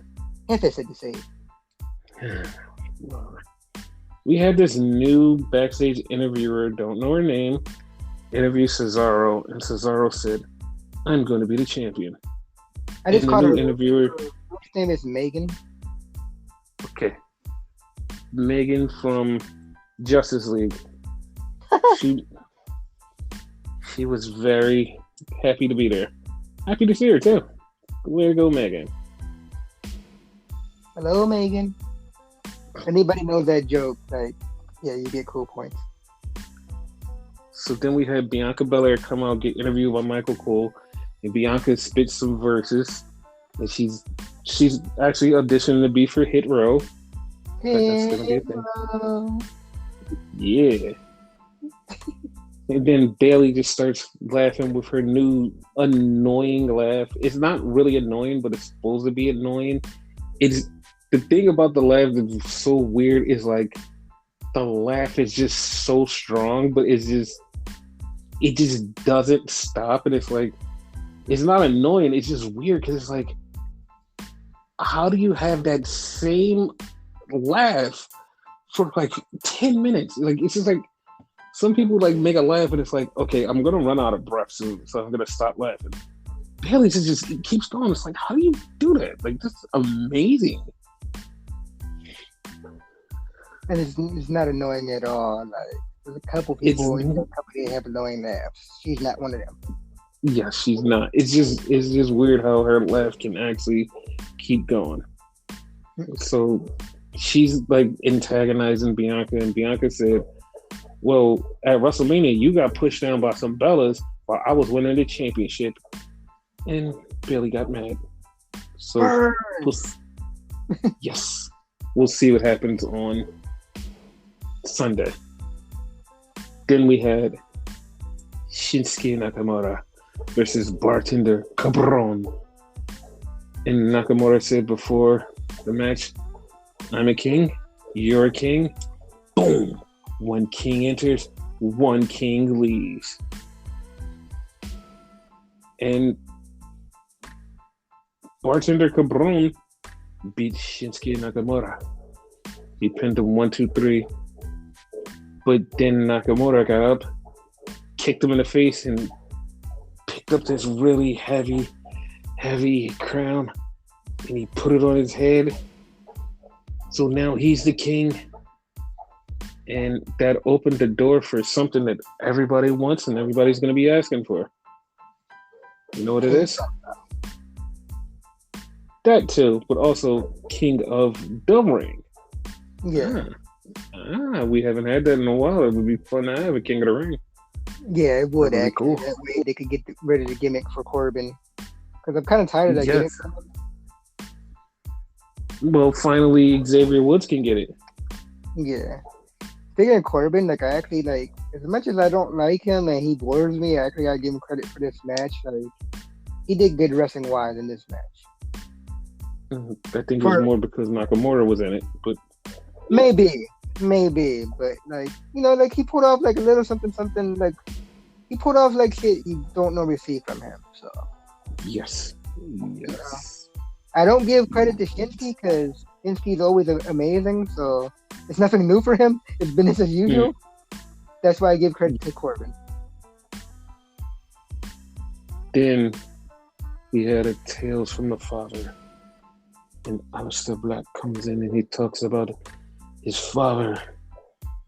He did something to him and he made him stronger, but he won't share his secrets with all of you sheep.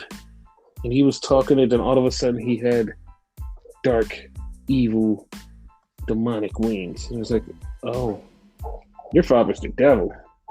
Got it. His father, Vince McMahon? Yes. Yo, what if he came back as Aleister McMahon? I'm just saying, hypothetically speaking. Hey, MLW runs shows. We can watch that. Not bad. Because that would be like a weird fucking twist, like for real. I would hate it. By the way, like total transparency to our listeners and whatever, right? This is the first time ever I noticed that the book actually said like whatever of the father. I know he kept saying that, but I didn't know it was right on the book. Yes. Like, did you just notice that, or like was that always there? No, I've always noticed that. Oh shit, I'm slow.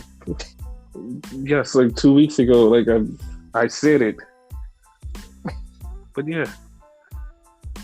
Then we had the main event. Mafia. Main event, yes. Main event Cesaro versus main event Jimmy Uso.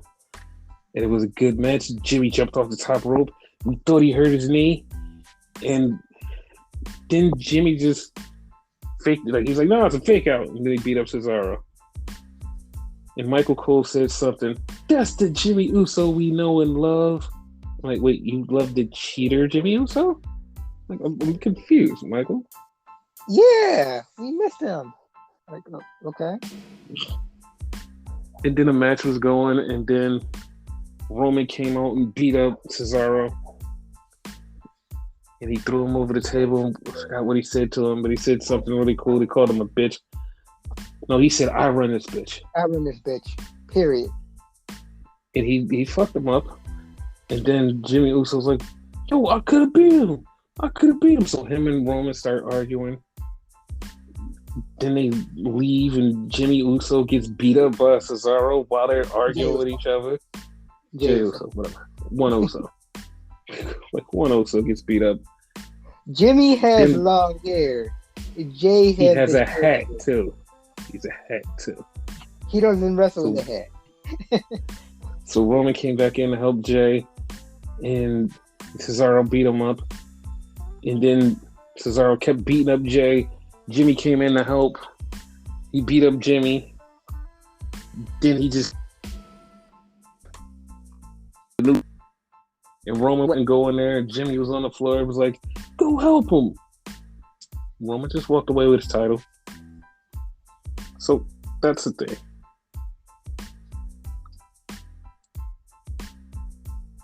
So that was the end of Smackdown.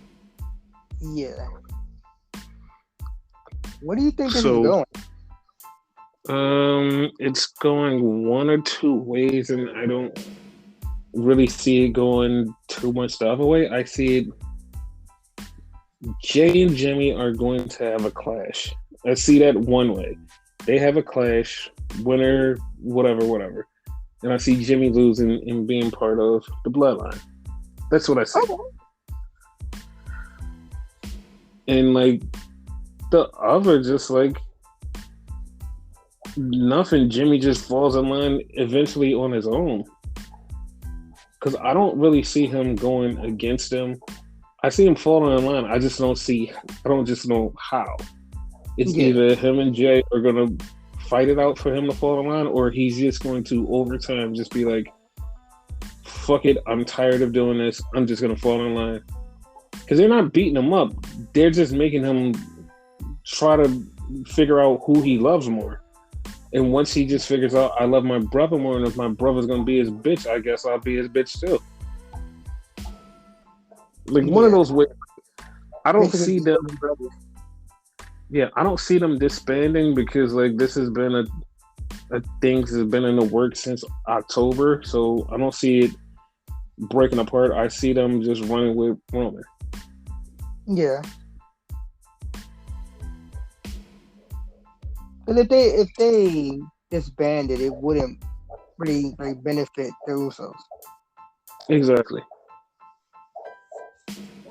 And well, we could get to the backlash predictions. Okay. The Mysterios versus the Dirty Dog Tops. Who do you see winning?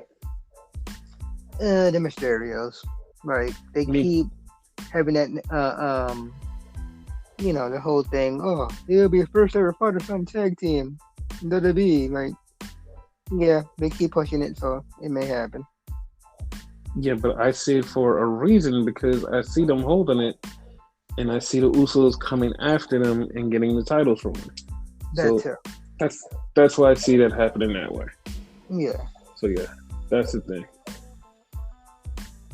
So Bayley versus Bianca. Who do you see winning? I see Bianca. You see Bianca? Yeah, I definitely see Bianca. I see Bianca, but like, I wouldn't be too surprised if Bayley won. Because remember, like, Bianca has yet to beat her, quote unquote. That's exactly why I see Bianca winning. Because she has yet to beat her. Like when I complained about Bayley beating like Bianca and she kept beating her. That's why it makes sense right now. That's why like this is long-term booking, and I guarantee fucking you, nobody, and I mean nobody of those wrestling journalists would be like, this makes any sense. They have totally forgot and missed the thing of the long-term booking. Like they always say, AEW has long-term booking. Smackdown has had some real long-term booking, and this is long-term booking. We complained about it. They complained about it. Why did Billy keep beating Bianca when they're trying to make her Bianca when you're trying to make a star? And I came in here on this podcast and said, yo, Bayley's going to fight Bianca. And you said, why? She kept beating her. We already had the plan. That's why this makes so much sense for Bianca to beat Bayley. You done said that like a few times in the podcast, yeah. Now, hear me out. I agree with you, right? But yes. I don't like if Bayley win, it's only due to the fact Backlash WrestleMania Backlash ain't it. It's not a big pay-per-view. Now, they had the rematch at, let's say, SummerSlam. That's one of the big four, and that's when finally Bianca could beat her. Assuming that Bianca doesn't win, and I'm more so leading to Bianca winning. But if Bayley wins, that's the reason. Yeah, I mean that would be a thing, but also like you have a star in Bianca. You're just gonna take the title right off of her. She just got it, and like you have her in all the commercials as a champ. They did it to Drew. Remember, like he lost it for like a week or two. Yeah, but he would like. I don't think it would make sense because this Bayley thing is a copy pasta. It's a copy pasta because it's literally Bayley versus Sasha, where she's telling Sasha, "You can't beat me. You can't beat me. You're defending the title, but you can't beat me. Like you barely won. Like you never beat me. You never beat me." She's telling Bianca the same thing. Now Bianca's gonna beat her. Copy pasta. Same thing. Yeah. No, 100%. Like, yeah. That's one thing about wrestling companies in general. Like, a lot of times they do copy pasta, as you said. Not every single time, but a lot of times. A lot. Yeah. So I wouldn't be surprised if they did the copy pasta. So, the Raw Women's Championship match between Charlotte, Asuka, and Rhea Ripley. Who do you think is going to win? I'm gonna go with Rhea because, like, yeah, I don't think they go with Charlotte again. You know? Yeah, I see it like this, like, because we said it earlier on the podcast. I see Asuka losing because of Alexa. Yes. And I see Charlotte and Rhea having a little tiff. Charlotte doesn't get pinned, so Charlotte is now like, yo, I didn't get pinned. I need my shot solo one-on-one. Charlotte gets her rematch at Extreme Rules or whatever the next pay. You go. Their feud is in the high gear. That works. Yep. Now, on to the WWE Championship match, which I'm not saying is the main event. It's just a match. Yeah. Who is going to win between Bob Lash, Drew McIntyre, and Braun Strowman Brad?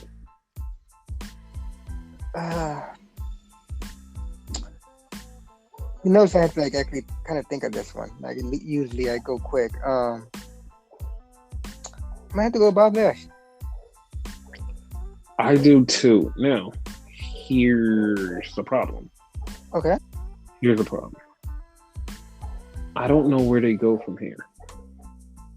Legit have no idea where they go from here.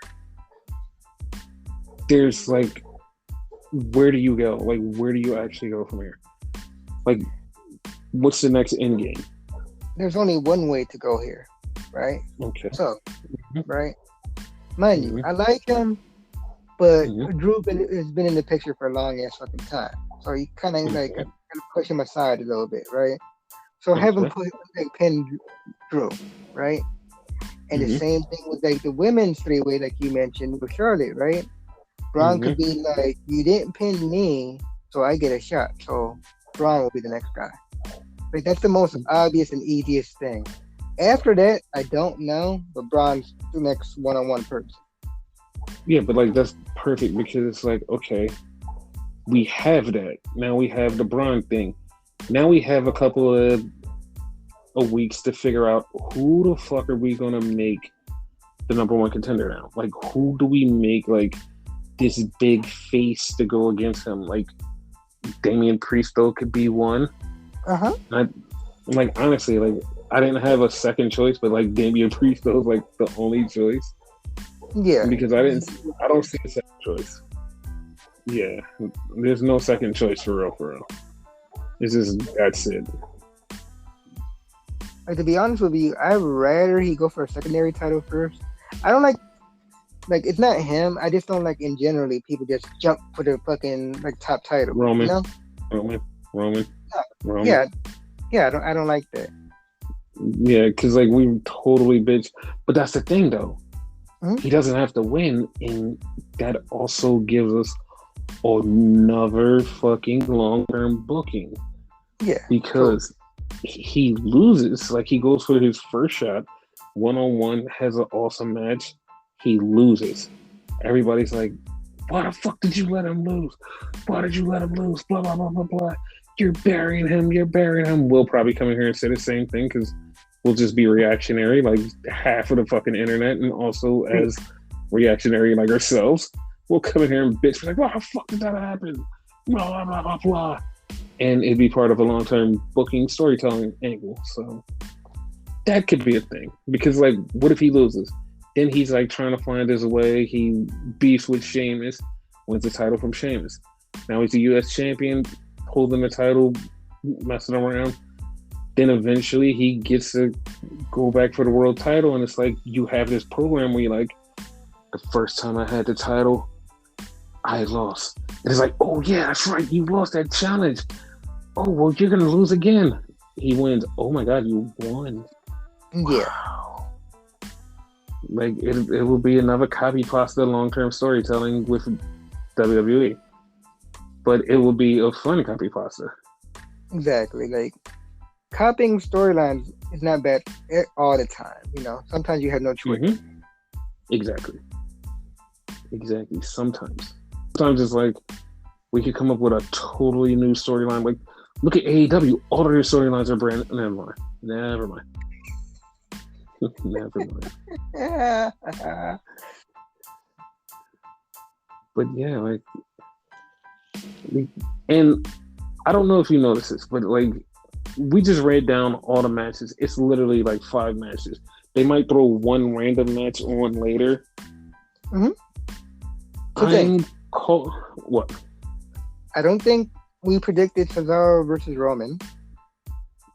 Oh, we didn't. We were gonna. Well, I think we. Well, let's predict it. Okay. Okay, so Cesaro versus Roman. You? Roman. Also, I think Roman. Yeah. Yeah. And like the second thing I was gonna say, right?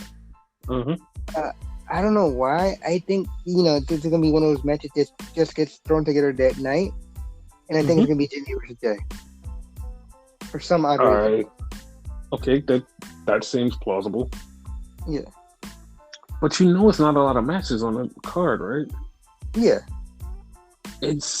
I'm calling it now. I think we're gonna clock in 2.5.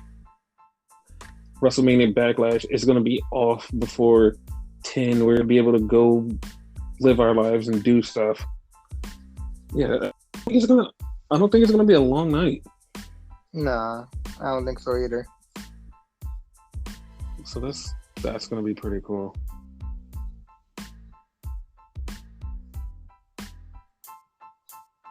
Long pay-per-views ain't always all it's cracked up to be, so it's okay. I fucking hate them.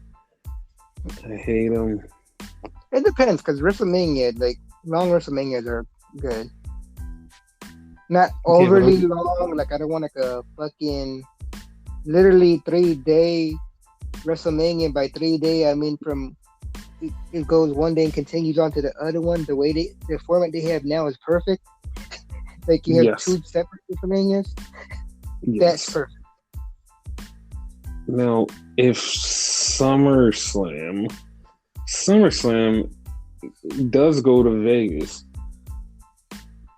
I don't know if they can, but I really would love them to do a 2-day SummerSlam. And I know people are like, why? Think of it. Biggest venue, biggest night. If you leave it up to Vince, he'll slam everything on one card. We'll be there to fucking 1 o'clock in the morning. That's not what we want to do. We want to at least be like, okay, let's get out of there at 10, 11 max. Let's not have a long day.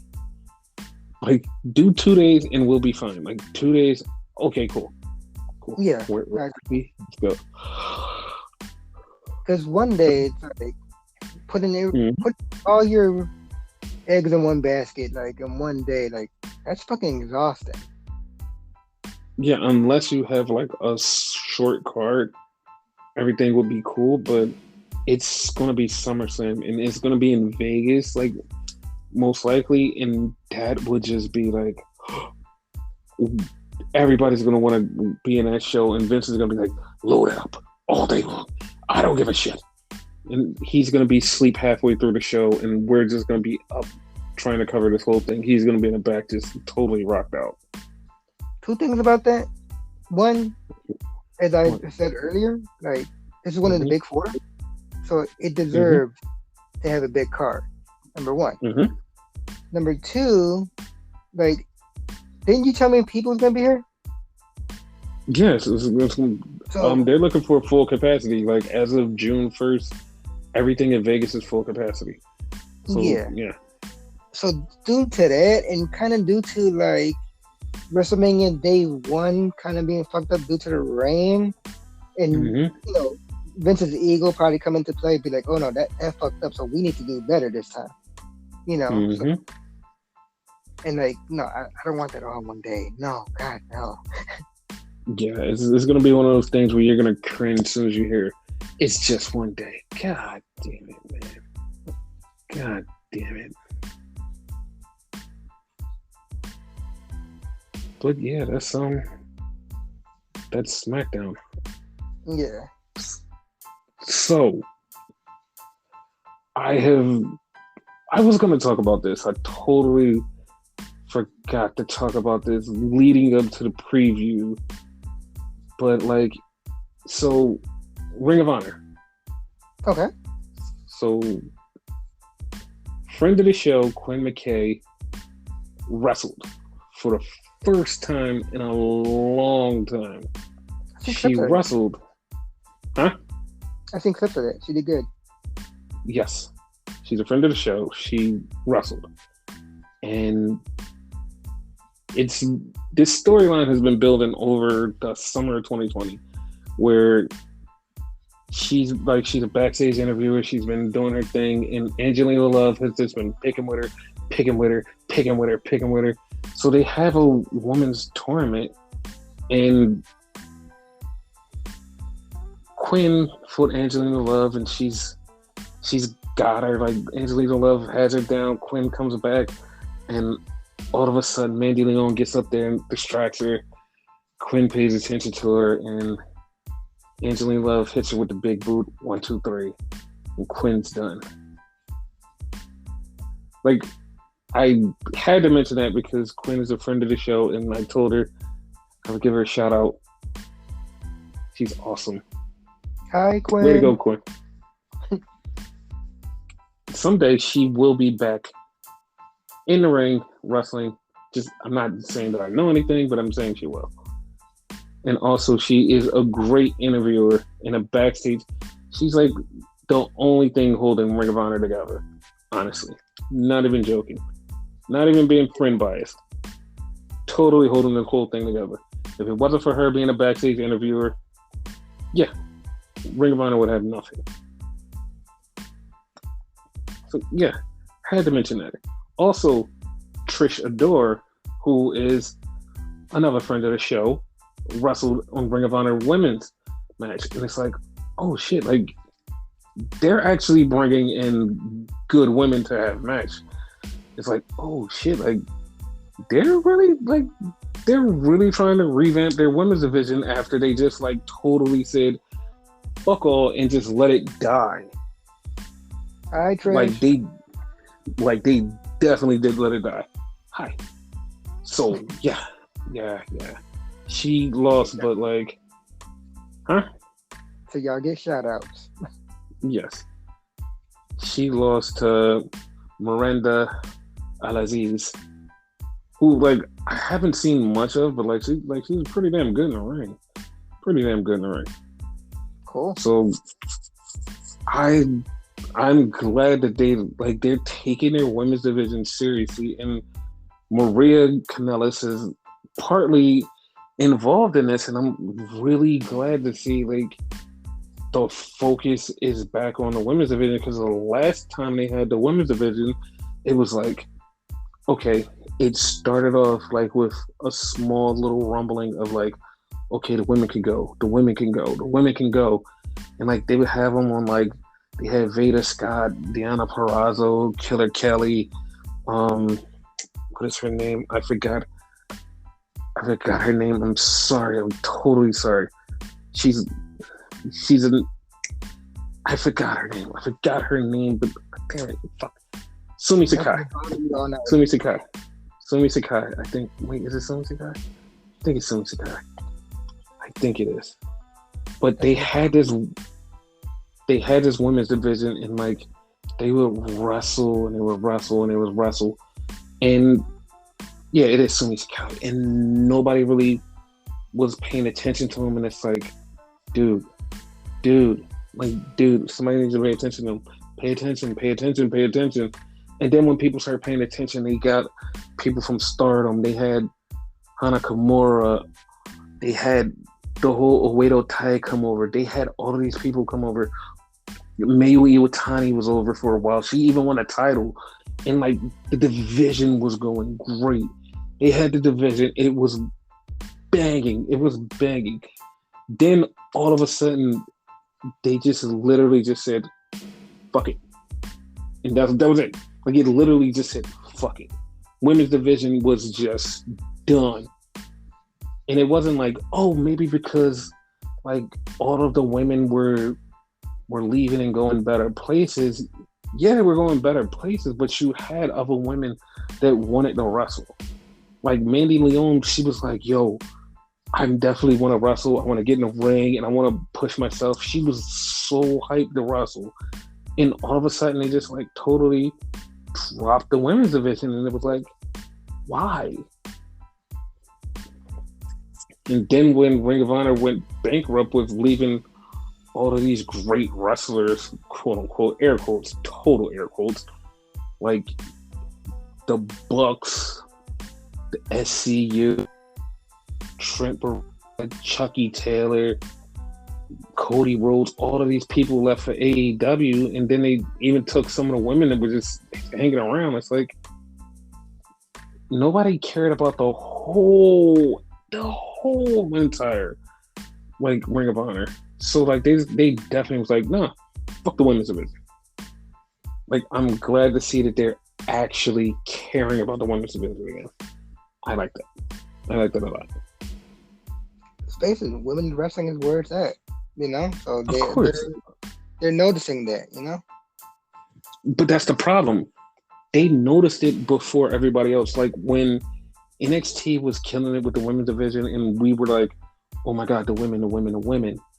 Ring of Honor was like, "Yo, we see what they're doing. We're gonna copy pasta." They did that, and nobody in Ring of Honor was like, "Yo, the women."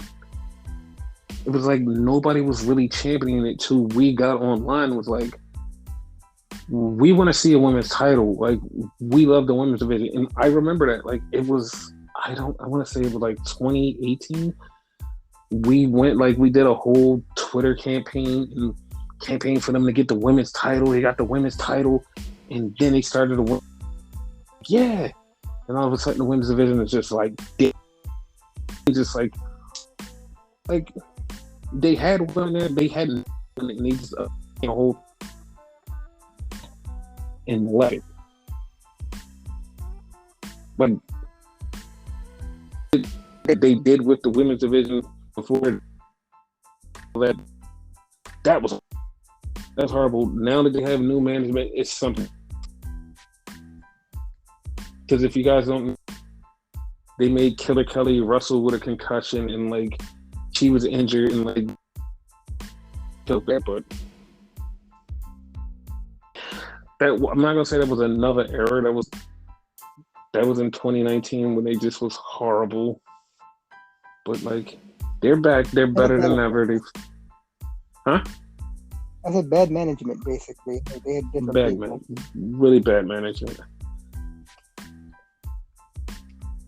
But yeah, like they're getting their shit together. And like another thing they did, just like they had Britt Baker. She was there in Ring of Honor. Like this was like just Britt Baker was just sitting there. This was even after Adam left. She just was there. Didn't do anything with her. Like what the fuck? They didn't do anything with her. Like she had a few matches, did nothing with her. Like AEW started up, they was like, "Hey, hi." Well, she's gone. Like it was so much that they just fucked up with. But like, I'm glad that Maria Kanellis is actually getting everything back on track. Good for her. She's not actually wrestling, right? No. She's like, she keeps saying that she's the head of the women's division, and when I first heard that, I was like, well, whatever. Are they gonna do anything? As soon as she got in, like, Ring of Honor wasn't doing women's matches at all. As soon as she got in, they literally said, we're doing a women's tournament for the title. We're putting women's matches on TV. We're turning it up. And it's like, wait, like you really did come and change the division. Like not just like lip service of, oh, I'm gonna change the division. No, I literally came and changed the division. Maria Kanellis, like, you have to give her all the credit. She changed the division. Like, and I am super shocked. On Impact, storyline wise, I don't know if you know that, but storyline wise, he tried to do the same thing in Impact. But Remember the thing is, like the storyline, women's like division. I don't know, like mhm. the general manager or something. I don't know what was her distinction, but something like that. Yeah. But here's the thing, though, like that was a different thing because they were already a big, strong division. Like they Yeah, were already a kick-ass division. Like her coming in, changing it was doing nothing, and then like that storyline kind of ran nowhere. But for her to do it in Ring of Honor is like a big monumental thing because it's like, it was real. yeah, like you're really doing this. Like us not seeing this for a long time, and then you show up and you change it and you bring it back. Like I do have to give you your credit. Like you really did something there.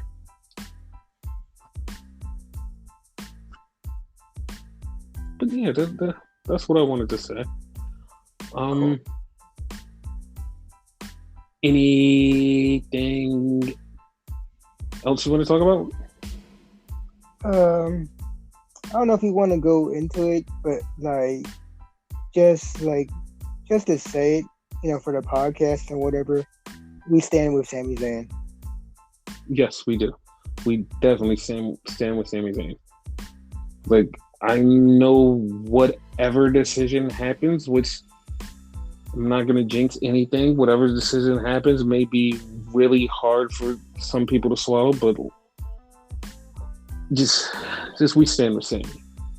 Yeah. Or Rami, whichever one he prefers to be, whatever time he's going to be. But yeah, we stand with that guy. Who's currently in Mexico somewhere. Yes. With some sick kids. God bless that man.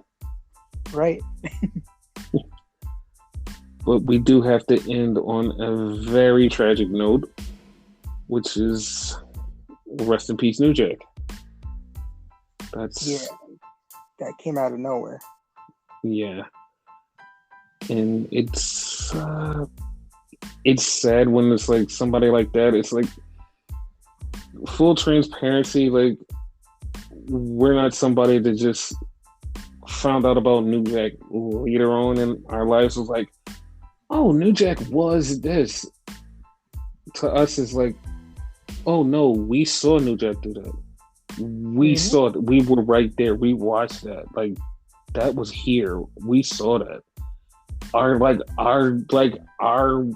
wrestling knowledge and everything, we were watching as New Jack became that. We were there. We were here. We like, oh, this is a thing. And we got to appreciate and love and enjoy New Jack for everything he did, and not just like after the fact. Like we watched it and enjoyed it. And like, fun fact, one of the only Dark Side of the Rings that me and Renegade ever watched together was the New Jack Dark Side of the Ring. Hey, how about that? Like I just thought about that. Yeah. Because we had respect and love. We still do have respect and love for him. And it's sad to see him going. Like, he's one of the people that you're like, I don't know if he'll ever go away. He'll just be around forever. Like, he's been through everything. He's like I thought DMX would be. I thought, like, he's going to be around forever. He's been through everything. He can bounce back from shit. Like, but he's gone. So that's sad. Really sad. You know how like a lot of people that came from that generation, the ECW era and whatever, they give him the name the hardcore legend. My eyes, New Jack is that hardcore legend. Like he's that dude. Yes. And I know some of you like you know Nick Gage and you're like, oh my God, Nick Gage is so cool. Nick Gage is this. Yeah, well, Nick Gage wouldn't be Nick Gage without New Jack. Like all of the shit that you see Nick Gage do, he wouldn't be that without New Jack. Like Nick Gage didn't exist until New Jack existed. If New Jack wouldn't have walked, Nick Gage wouldn't have ran. That's exactly what happened. like all of the shit that you love Nick Gage for, the crazy shit you see him do, and you're like, oh my god, he's such a hardcore legend. New Jack was that before him. Like New Jack was that guy. Yep. Like he was that dude, and he cut some promos that like cut deep to some people's bones, where it was like, I hate that guy. That guy, like I want to murder that guy. And like, yeah, because he said some shit that she was like, he said some shit. Like one of his famous promos that still to this day irritates and fucking gets under the skins of some people. And I'm gonna say this, they're gonna get under some skins of our listeners. He cut a promo and he said, "Thanks, OJ.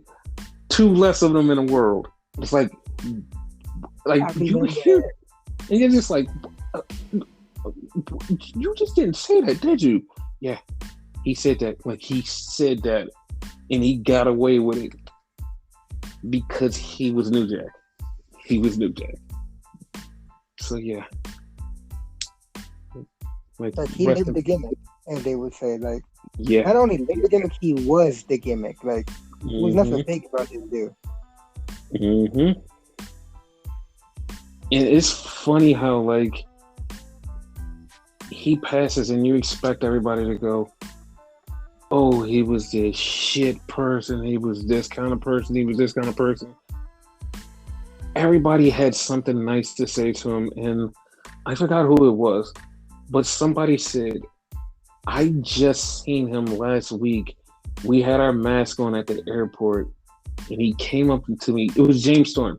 James Storm said he seen him last week at the airport. They had their mask on, and New Jack came up to him, and they talked for about an hour. And he said he enjoyed the shit out of that. He was like, it just made him feel like happy, and like that's the kind of person that New Jack. Like all of the stuff that I've heard, like even some people was like, yo, we didn't even have the same beliefs or the same things and the same thought process, but this man was like such a good person, and like his conversations would make you laugh. It's like you just hear these things and you're like, damn, like New Jack was that dude. Yeah. And it's like any minute, like I expect to hear like a DMX style story from him. And what I mean by a DMX style story from him is just like, it's the most randomest shit, but it's like the most coolest shit. You're like DMX showed up at somebody's fucking bar mitzvah. You're like, how the fuck did you get there? Like DMX working at a fucking fast food restaurant for no reason. Like not even him having to get paid. He just went back there to help out. You're like, how the fuck do you wind up in these situations? Like, how are you even there? And like, it's just these random funny stories that like people are like, that person lived their life, and that's how New Jack is. New Jack lived his fucking life, and that's like one of the good things. Like that's one of the great things. Do you think, like randomly, he'll probably wind up in the Hall of Fame? He has to, because like you can't say that he wasn't a legend or this, because somebody like you pointed out to me, because you said somebody on Twitter said that he was like famous for not being on TV, but like that person didn't live the era we live, so he can't say that. Because if you want to say, oh, he never was on TV, you never watched ECW. Like from the time him and Mustafa came in as the gangsters, there was never not an episode that he was on. Like every episode, if he wasn't if he wasn't cutting a promo in the back or like coming out for like a 15-minute ass whooping, like he just was there. He was always on TV, and it's like you never not saw New Jack. So like even like after a while when he had a singles career, he was there all the time. And then when he came with John Cronus, they were the Gangstanators. Yes. You know? Yes, and like for somebody to say like for him not to be on TV. Like, I guess you mean WWE or WCW? Yeah, like he wasn't on those TVs, but like ECW, he was. Like, he had a 10-minute run in TNA, and like you can't even say that because he did backstage stuff with Shark Boy, like playing fucking tic tac toe with Shark Boy. Like, motherfucker, like that's just something that you're like Candyland and shit. That shit was funny. Yeah, you're like, what the fuck? Like, it's the most randomest shit, but it's also the shit that you're like, oh, he's on TV. He's a famous person. He's somebody that I should know. Yeah.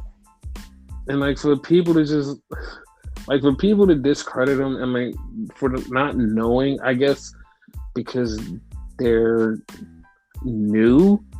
I'll say, I'm not going to use the other word, because they're new.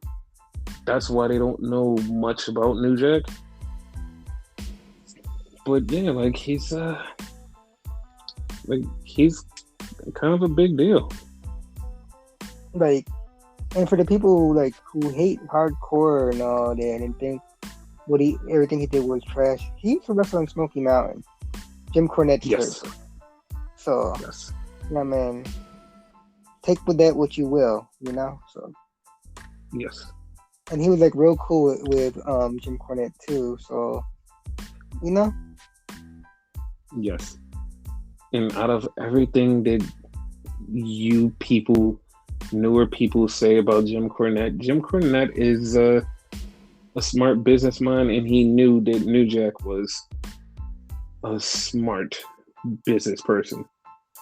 That's why anytime that New Jack went above and beyond and went way too far, he was like, listen, I'm gonna get some security down here so like nothing happens to your ass, and you better get to that car fast. Get to that car. Cause he knew it was some people down there was like, oh, we're gonna kill you, we're gonna hang you up high. He's like, you better get out of here. Like Jim Cornette always protected him from them and Mustafa from some shit that was going down. Always. For as much shit like he gives like fucking hardcore wrestling or whatever, he respected New Jack like a motherfucker now. Mm-hmm. Mm-hmm. Because like I said, a lot of people say what you will about Jim Cornette, but like Jim Cornette is like a good wrestling brand. Like he's a good wrestling brand. And like I'm just like I said, I'm not gonna touch too much on Jim Cornette because it's way too kind. But like, yeah. We'll move off of that topic. I mean, what else you got for the show? I think the N205 Live, for God's sakes. Come on, dude. Don't kill it. 205 Live is awesome. The champ didn't even wrestle on that show. The champ never wrestled on the show. The champ never wrestled on the show. The show, but it's not. I mean, it may be. It might be. I don't know. It might be. Remember how we mentioned? I think it was like last episode. How a bunch of like 205 like people like got called up or whatever, like fucking Mansoor and all that. Mm-hmm. This week we got another one. I don't think we like focused on that. Fucking Ashanti. Oh, that's right. We did get Ashanti Dead Honest. Yeah. He's a member of 205 Live. Well, was. So there you go. Was. Like that show, like damn, they're about to die, and like yeah. Oh, another thing, like I don't want to go like full into it. This Saturday is the Impact Wrestling pay-per-view. Only thing I really want to focus on is the number one contender 6-way.